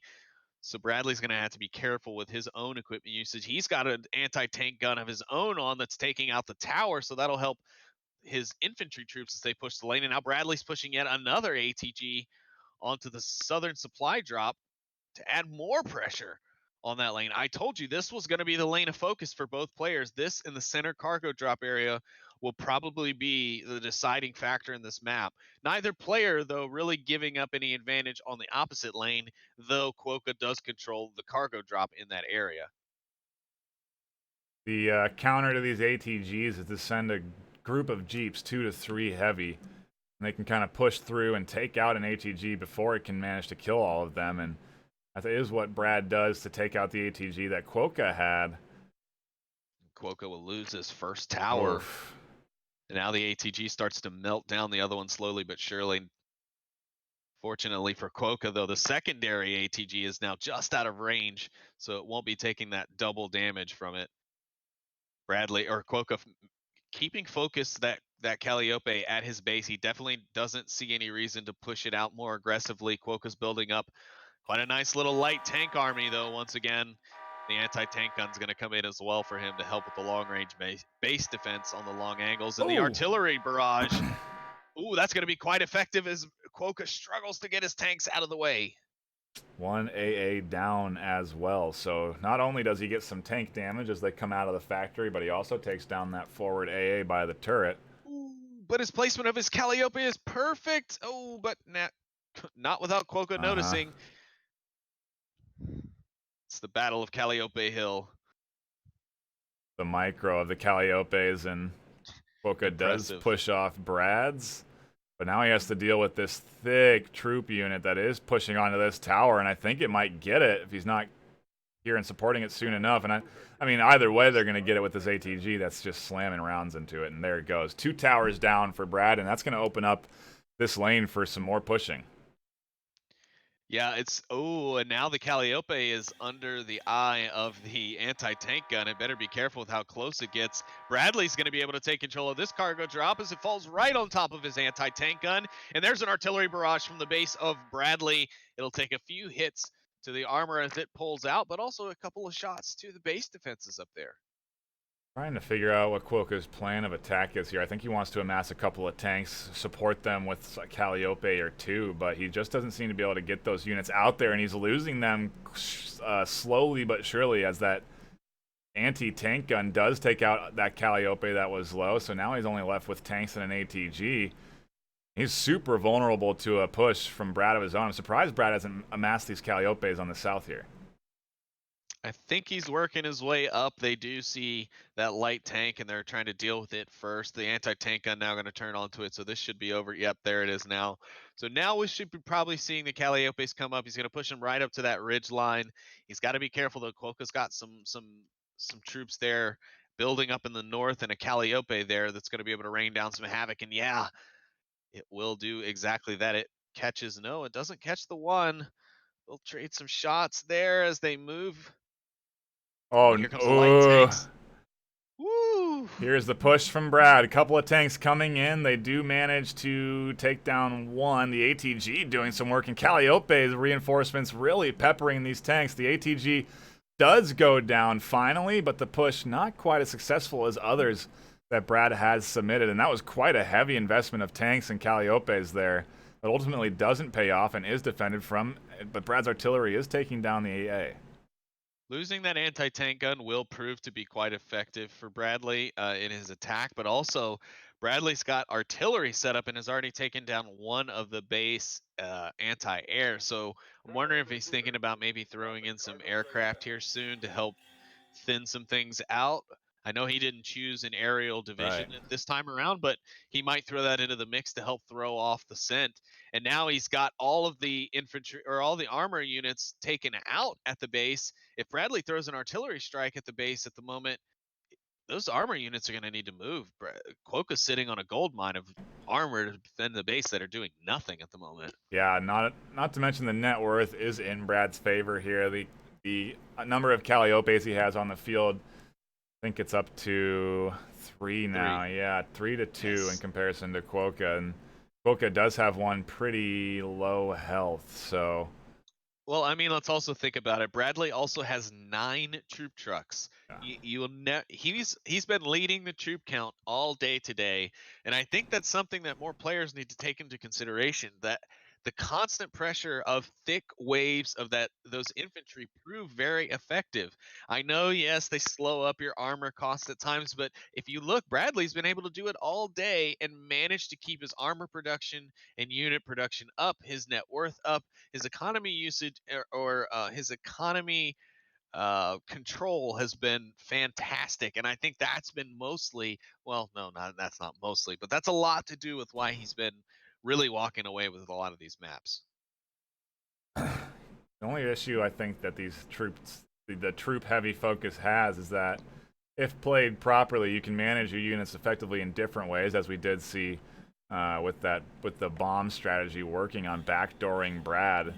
And it looks like a counter push is coming out from Quokka. 3 Calliopes deep. Does manage to deny a little bit of that push, but here comes the artillery strike. Yeah, that's not good for Quokka.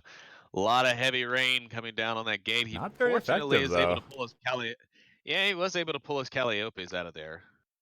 All his tanks still alive, too, to defend the base, so sort of like a last line of defense where even though his towers are down, if the troops do get through, they're going to have to deal with a couple of tanks.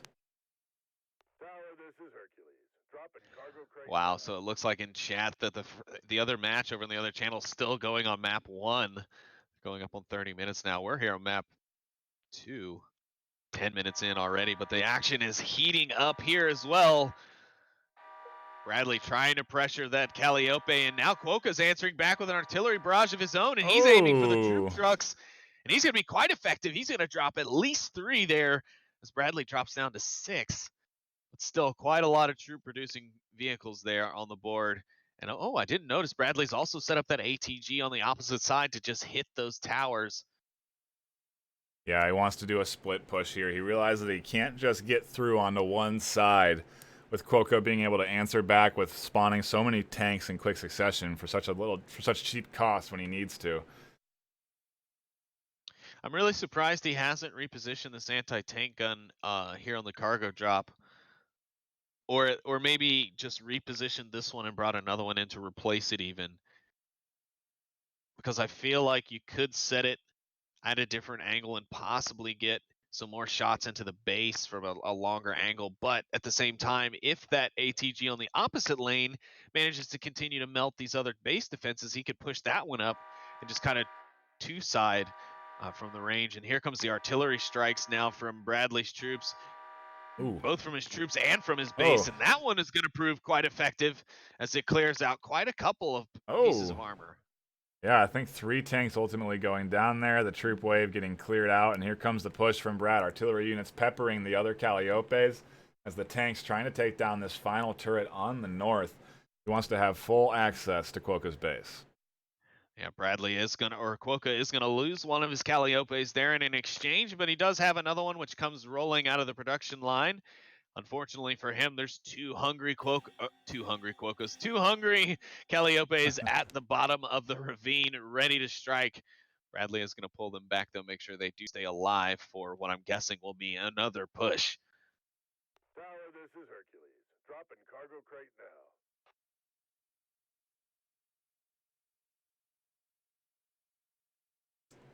Calliope circular battles going on here as they patrol and go through their routes. Just kind of a bit of a back and forth. Finally, one goes down, and Quokka's net worth quite Has low. Plummeted. Yeah. And here comes an artillery barrage for Bradley once again. He's aiming for the production lines as he can hopefully catch out anything coming off the line, possibly also hitting those base AAs again. That artillery placement from Brad on that main focus side has been excellent because it can reach just inside the base, and now Quokka's base taking direct damage. The Calliope's not even focused really on the infantry attacking. Here comes some light tanks to support. Will the Calliope be able to hold them off? There's a lot of stuff coming at them at this point. He was lucky that the troops spawned just as the tanks got up into a position where they could attack his tower, because they ended up focusing onto the troops. Ultimately, Quokka, though, is down to half health, nearly onto his base. I feel like it would be nice to have control of the infantry troop paths. So you could... Like to have them be able to leave that set, like, lane paths. Would be a lot to micro. You definitely have to have group control, the ability to control. Just to be an option, like, I mean, you don't have to use it. You know what I mean? Like, you could still provide effective strategies without it. But here comes the Calliope, who's now in range, but it's got barely any health. And Quokka's fighters, well, strafing run will help to finish that. They're not strafing well enough. He's lost control of the north lane, and the troops are in, and that's gonna be it for Quokka against Bradley. And Brad now going to a total of 3 map wins and 1 map loss so far in Group A. I am just on fire today. Haha. No. I get it. I think we do have action going on over on VRML 2. Yes, it seems like they're still duking it out over there. So, quite a long match ahead of them, it appears. Take a quick gander at exactly what's going on there. But yeah, it does look like if you want to get some more action and you want to keep up on exactly how Manello and Nauka will be faring off, head on over to Final Assault VRML 2, where you can watch some more action. We're going to be going into a brief break while we wait for that series to finish up. And we will be bringing you Quokka versus Manello for the final 3rd series of this Group A stage. Thank you so much for tuning in. Please hit that follow button if you haven't already. There's going to be a lot more action here for Season 2 and for the Season 1 finale. Season 1 championships, excuse me. So you're going to make sure you want to tune in for those. And I think we'll be back. Should be probably quite a while, maybe 30 minutes, because they're going to have to play another map as well. They still haven't finished this first one. Either way, thank you for tuning in, and we will be back shortly.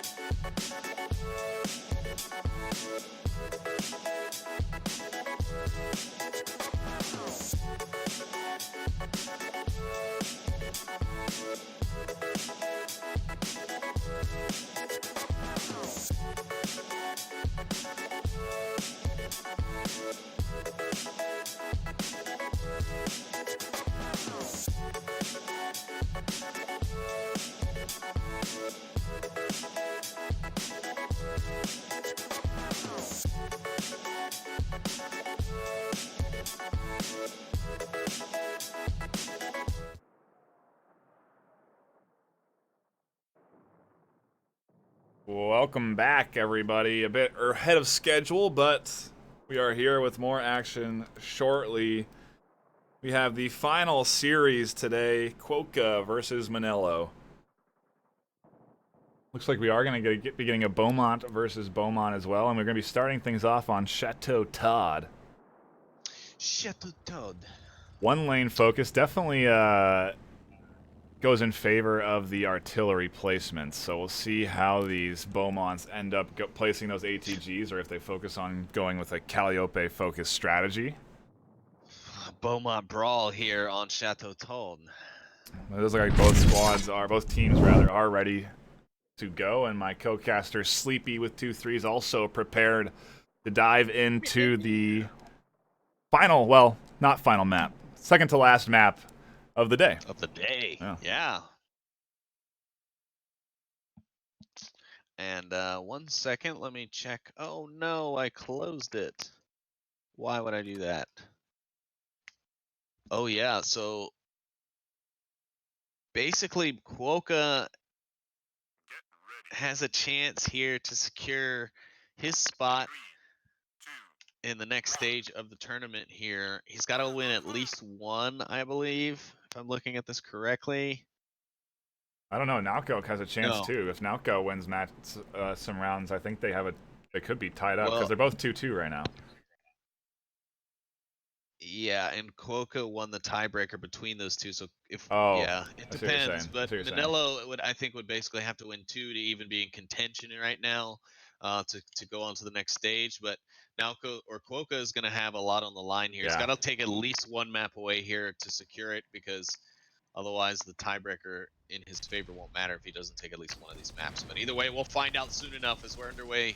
Quokka versus Manello here on Chateau Todd. Manello on your right, Quokka on your left. We do have some early artillery placements coming in from Manello that do gain him the advantage in that center lane, the soul lane of this map. But artillery is also getting placed pretty far forward from Quokka. Yeah, he's trying to secure that cargo drop position, but also it gives him a great elevated advantage onto those infantry lanes, though the fire is a bit slow, obviously, from the artillery, so not a great return on investment there, but it will help to slow things down, especially armor, when it starts rolling through those lanes later on.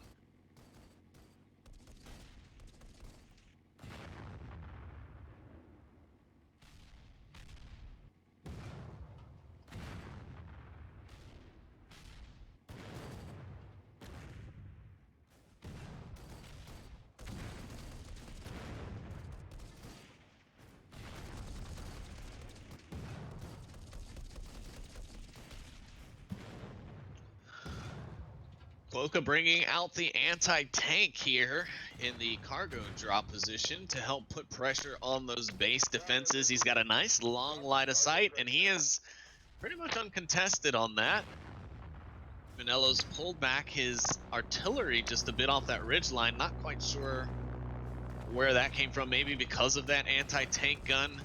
But it is still able to reach those lanes, and it does effectively wipe almost a full squad. Quokka has got the fast Willy Jeep out now on the other side of the map to pick up the cargo drop. Does get the cargo drop in the meantime. Manello hammering this ATG with his Calliope. Doesn't quite get it though. Yeah, he's got to try and do something. If not, that tower can just say bye-bye. Here comes another barrage from the Calliope, and that should finish it off, and it does.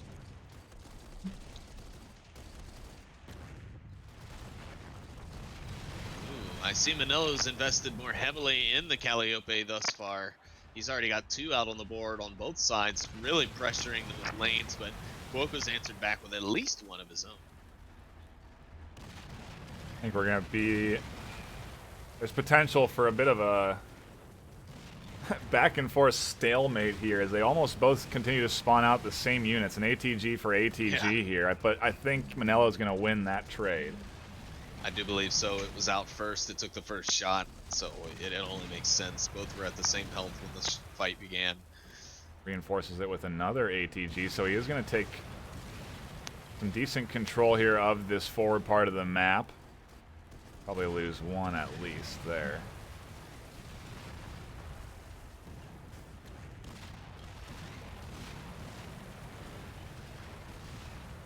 Interestingly to see no troop trucks coming in from either one of these teams, just heavily relying and investing in ATGs and Calliopes.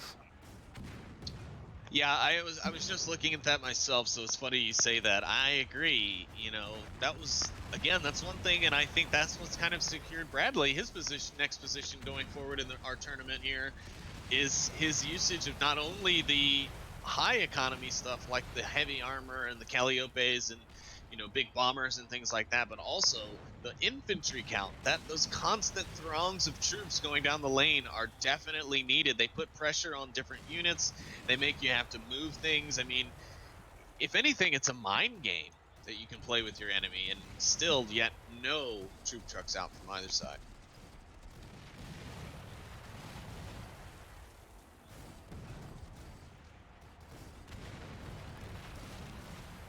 Cash drop coming in 25 seconds. Neither really has control over these drop sites. I guess the most control is Manello there. And he does set up an ATG as well. Get in position to deny Quokka being able to push up here and get this. And now actually that ATG is going to start peppering the base turrets.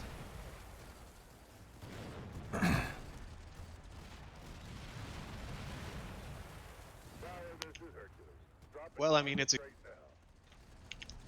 exactly what Manello was doing to him just a moment or I'm sorry, what Quokka was doing to him just a few moments ago. So it's not really surprising, as we have seen both players kind of almost mirroring each other, like you said earlier.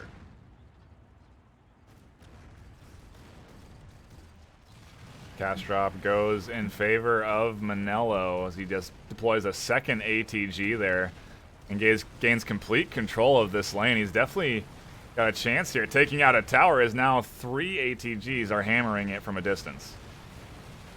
Yeah, he's definitely got Quokka's attention right now, and that's a good thing. Quokka's not really focusing on anything else. Manello could really send a nice little armored push up that other side, and it might go a little unnoticed, at least for a moment. But the artillery defensive of Quokka is quite strong on the back lines of his base, so... Now the Calliope is coming in to reinforce, and he's got a serious chance here at pressuring this north side. Oof. That Calliope positioning is so crucial right now. It's tucked into that little corner. Lanes aren't really occupied enough by red infantry to pose any threat to it, so now it's just going to rain fire consistently on that tower until it's gone, or whatever happens to come out. That anti-tank gun even is going to be in a spot that might be a bit difficult. Yeah, it can't hit the Calliope, but I'm just wondering if the Calliope's got enough range to get to it, but as it moves forward, it might be able to, and it might just slip underneath the base Calliope, but no, it is within range. It does take out the anti-tank gun, though. Quite the artillery battle going on at the gates here. But here soon, those anti-tank guns are going to be able to just take shots on Quokka's base. Ooh, and I think he does manage to take out that Calliope that was tucked into the corner, so the defense there a little bit weaker. Actually, he pulled it back. Is at about half health, though, there, as they start to exchange a few more volleys. Manello's anti-tank game on that side of the map where those towers have been completely decimated is very strong, and if they don't do something about it very soon, those things are going to be able to take direct shots on the base, like I was saying a couple of minutes ago.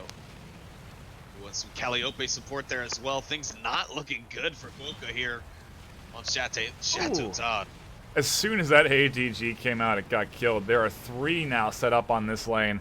Down goes another turret for Quokka, and Manello is really putting on the pressure here as he starts to spawn in a couple more Calliopes to support. And he has taken the one very far forward. He's now taking 3, base. I believe, directly into the base, and yeah, this is base damage here. Oh, 2 Calliopes, 3, 4. Oh no. I think this is it for Quokka, unless this one Calliope can manage to get some great AoE damage and salvage it for him. Nope, that's it for Quokka. Map 1 in 8 minutes time to Manello. What an excellent play of Armor Division from Manello there, taking down Quokka. And that's exactly what Manello needs and exactly what Quokka does not at this stage. So be interesting to see how it plays out. Of course, all of that factors into what happens on the other channel with the other games. Right. Yeah, that's definitely not what Quokka needed. Being a bit getting played spoiler on really by Manello. Wow, crazy. What fun group stage this has been. Yeah, absolutely. Man, I know. But you know what? To be fair, I think every VRML group stage and Challenger Cup and anything that we've ever seen has always brought great gameplay, right? Like, because the Challenger Cup, you get folks from all over. Like, you get those real underdog stories that come out. People from, lower on down the ladder. Maybe they started the league late in the season, so they didn't get a chance to really rank up, but they are quite intelligent, quite skilled, in fact. And then so they rise up through those Challenger Cups, come through the group stages, and get to the semis and finals, blah, blah, blah. And, we see some incredible gameplay, and we have not been let down here so far today. And I'm assuming that's just going to continue tomorrow once we get finished up with Group A and move on to Group B, which will include our Challenger Cup finalists as well, which we will be announcing or have announced. I don't know. You'll have to check with Docket Man about that. It is Barnaby... Yeah, Barnaby Jones. Oh, Barnaby Jones and Master Shadow. Yeah, I'm not sure. Gosh, I thought I just saw those scores get posted somewhere. I know they're out there. But yes, one of them will be going to Group B. They'll be facing off against Not Sporks, Beastrick, and Heathen. And we have the finals on the 24th. Where we have Group A, number 1, and Group B, number 2, and Group B, number 1, and Group A, number 2, face off against each other. And then the finals on August 25th. I think that's a best of 5 format for the finals. And it's a best of 3 for the semis.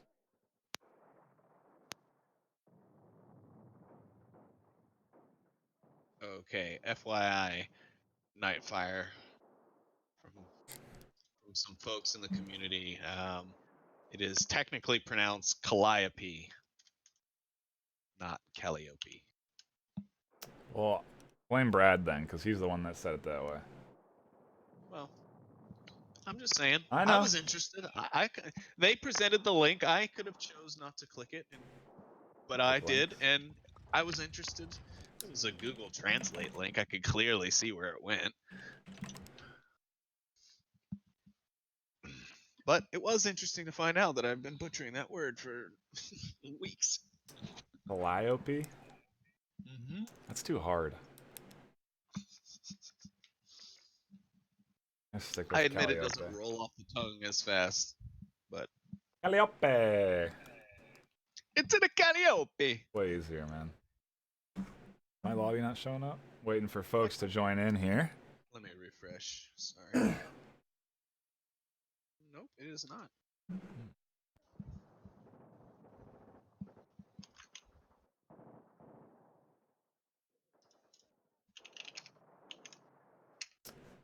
Do a reset on.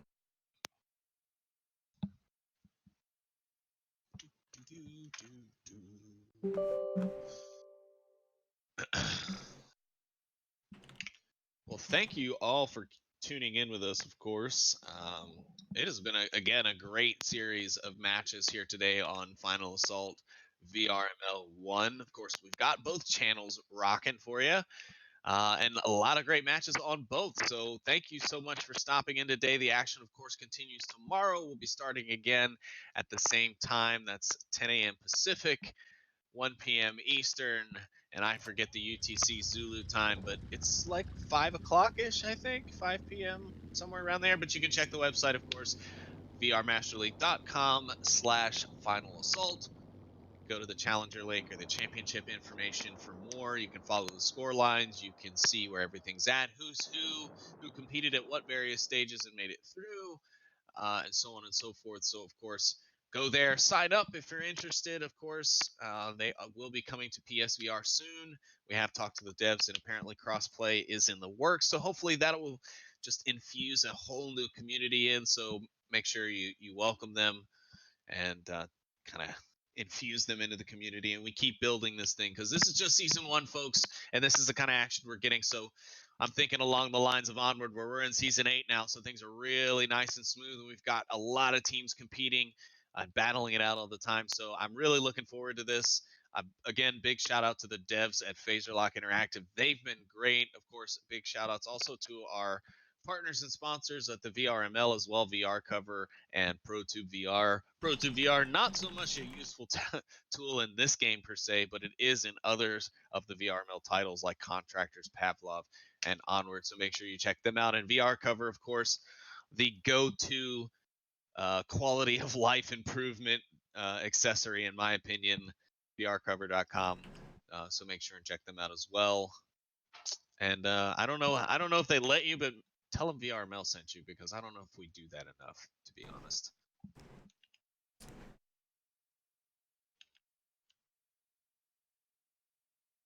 We are waiting for both teams to hop in here. We are going to be going on to St. Ulrich's for our second map. Very balanced map.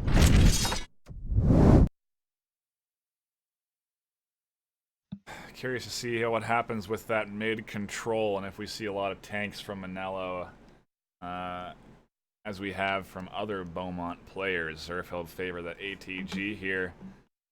Won't keep both players waiting any longer as we dive into our second map of the final series of Group A.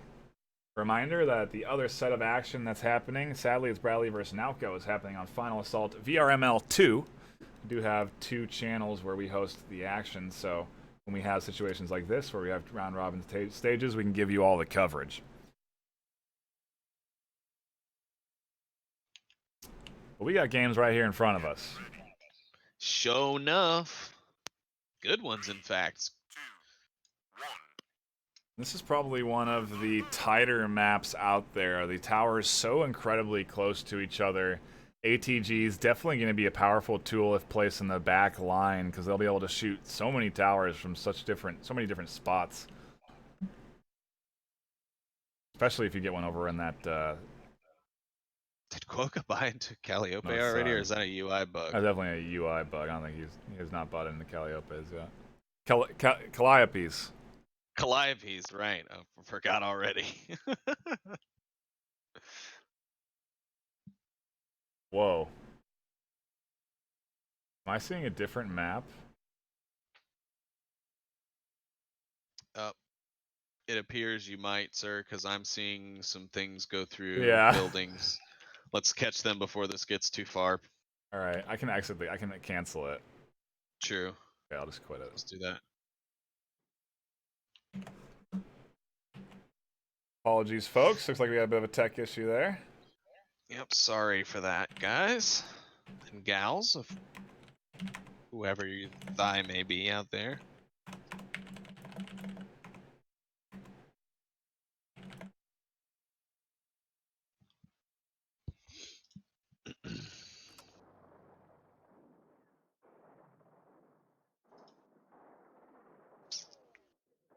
Right. That was an interesting bug. Hopefully they realize it. Don't keep playing any longer on that map. I think it doesn't end the game, so.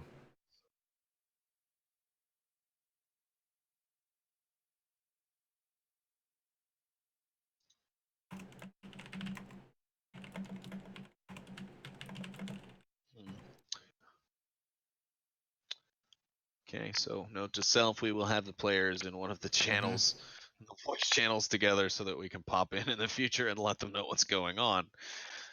Okay, let me see if either of them are showing what's online.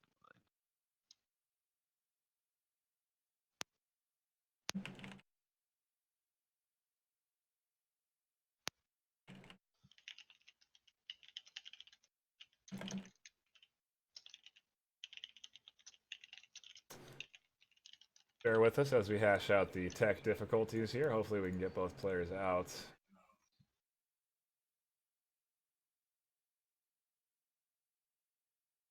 Well,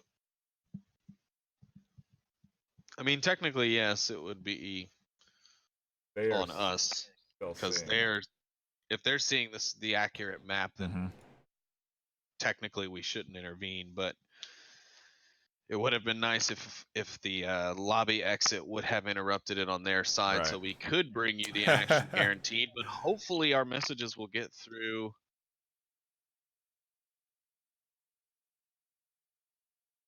May actually try. Yeah, it's not seeing like it is. Fortunately. Stand by. I'm gonna step out for a moment and Okay. try and reach out to one of the players here.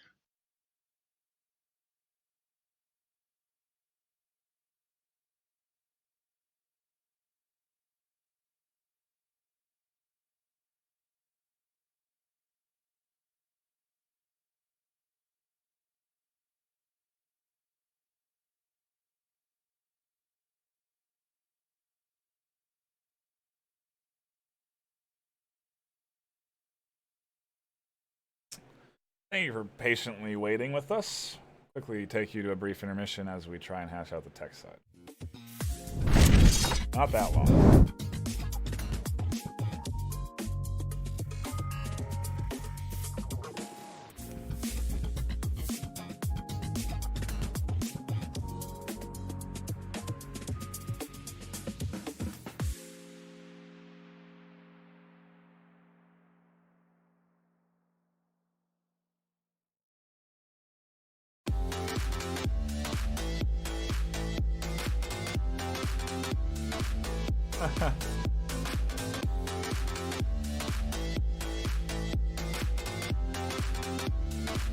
does seem like we are having trouble reaching the players. It does look like they probably will play out that map, and we'll just have to see who the victor is there. Super unfortunate, but spectator bug, that happens, you know.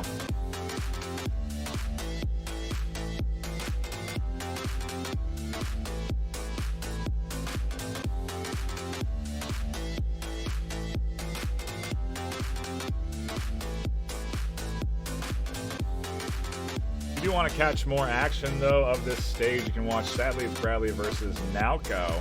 I think that matchup really matters the most since both of those people are vying for qualification there. That'll be over on Final Assault VRML 2. So apologies for having tech issues here, but yeah, it just looks like we are not going to be able to spectate this game. So I think we'll just pass it off over to Master League 2, where we can catch the end of that series, and then we'll know exactly where everybody stands. We will have Group B tomorrow on both channels at the same time, so I do recommend you swing by and stop in. Sadly, as Bradley should be joining us, so that should be exciting, and you'll get some great commentary out of him. I think we're going to sign off. Thank you so much for tuning in. My name is NightFiree with 2 E's, my co-caster Sleepy with 2 3's. We will see you tomorrow with more Final Assault goodness.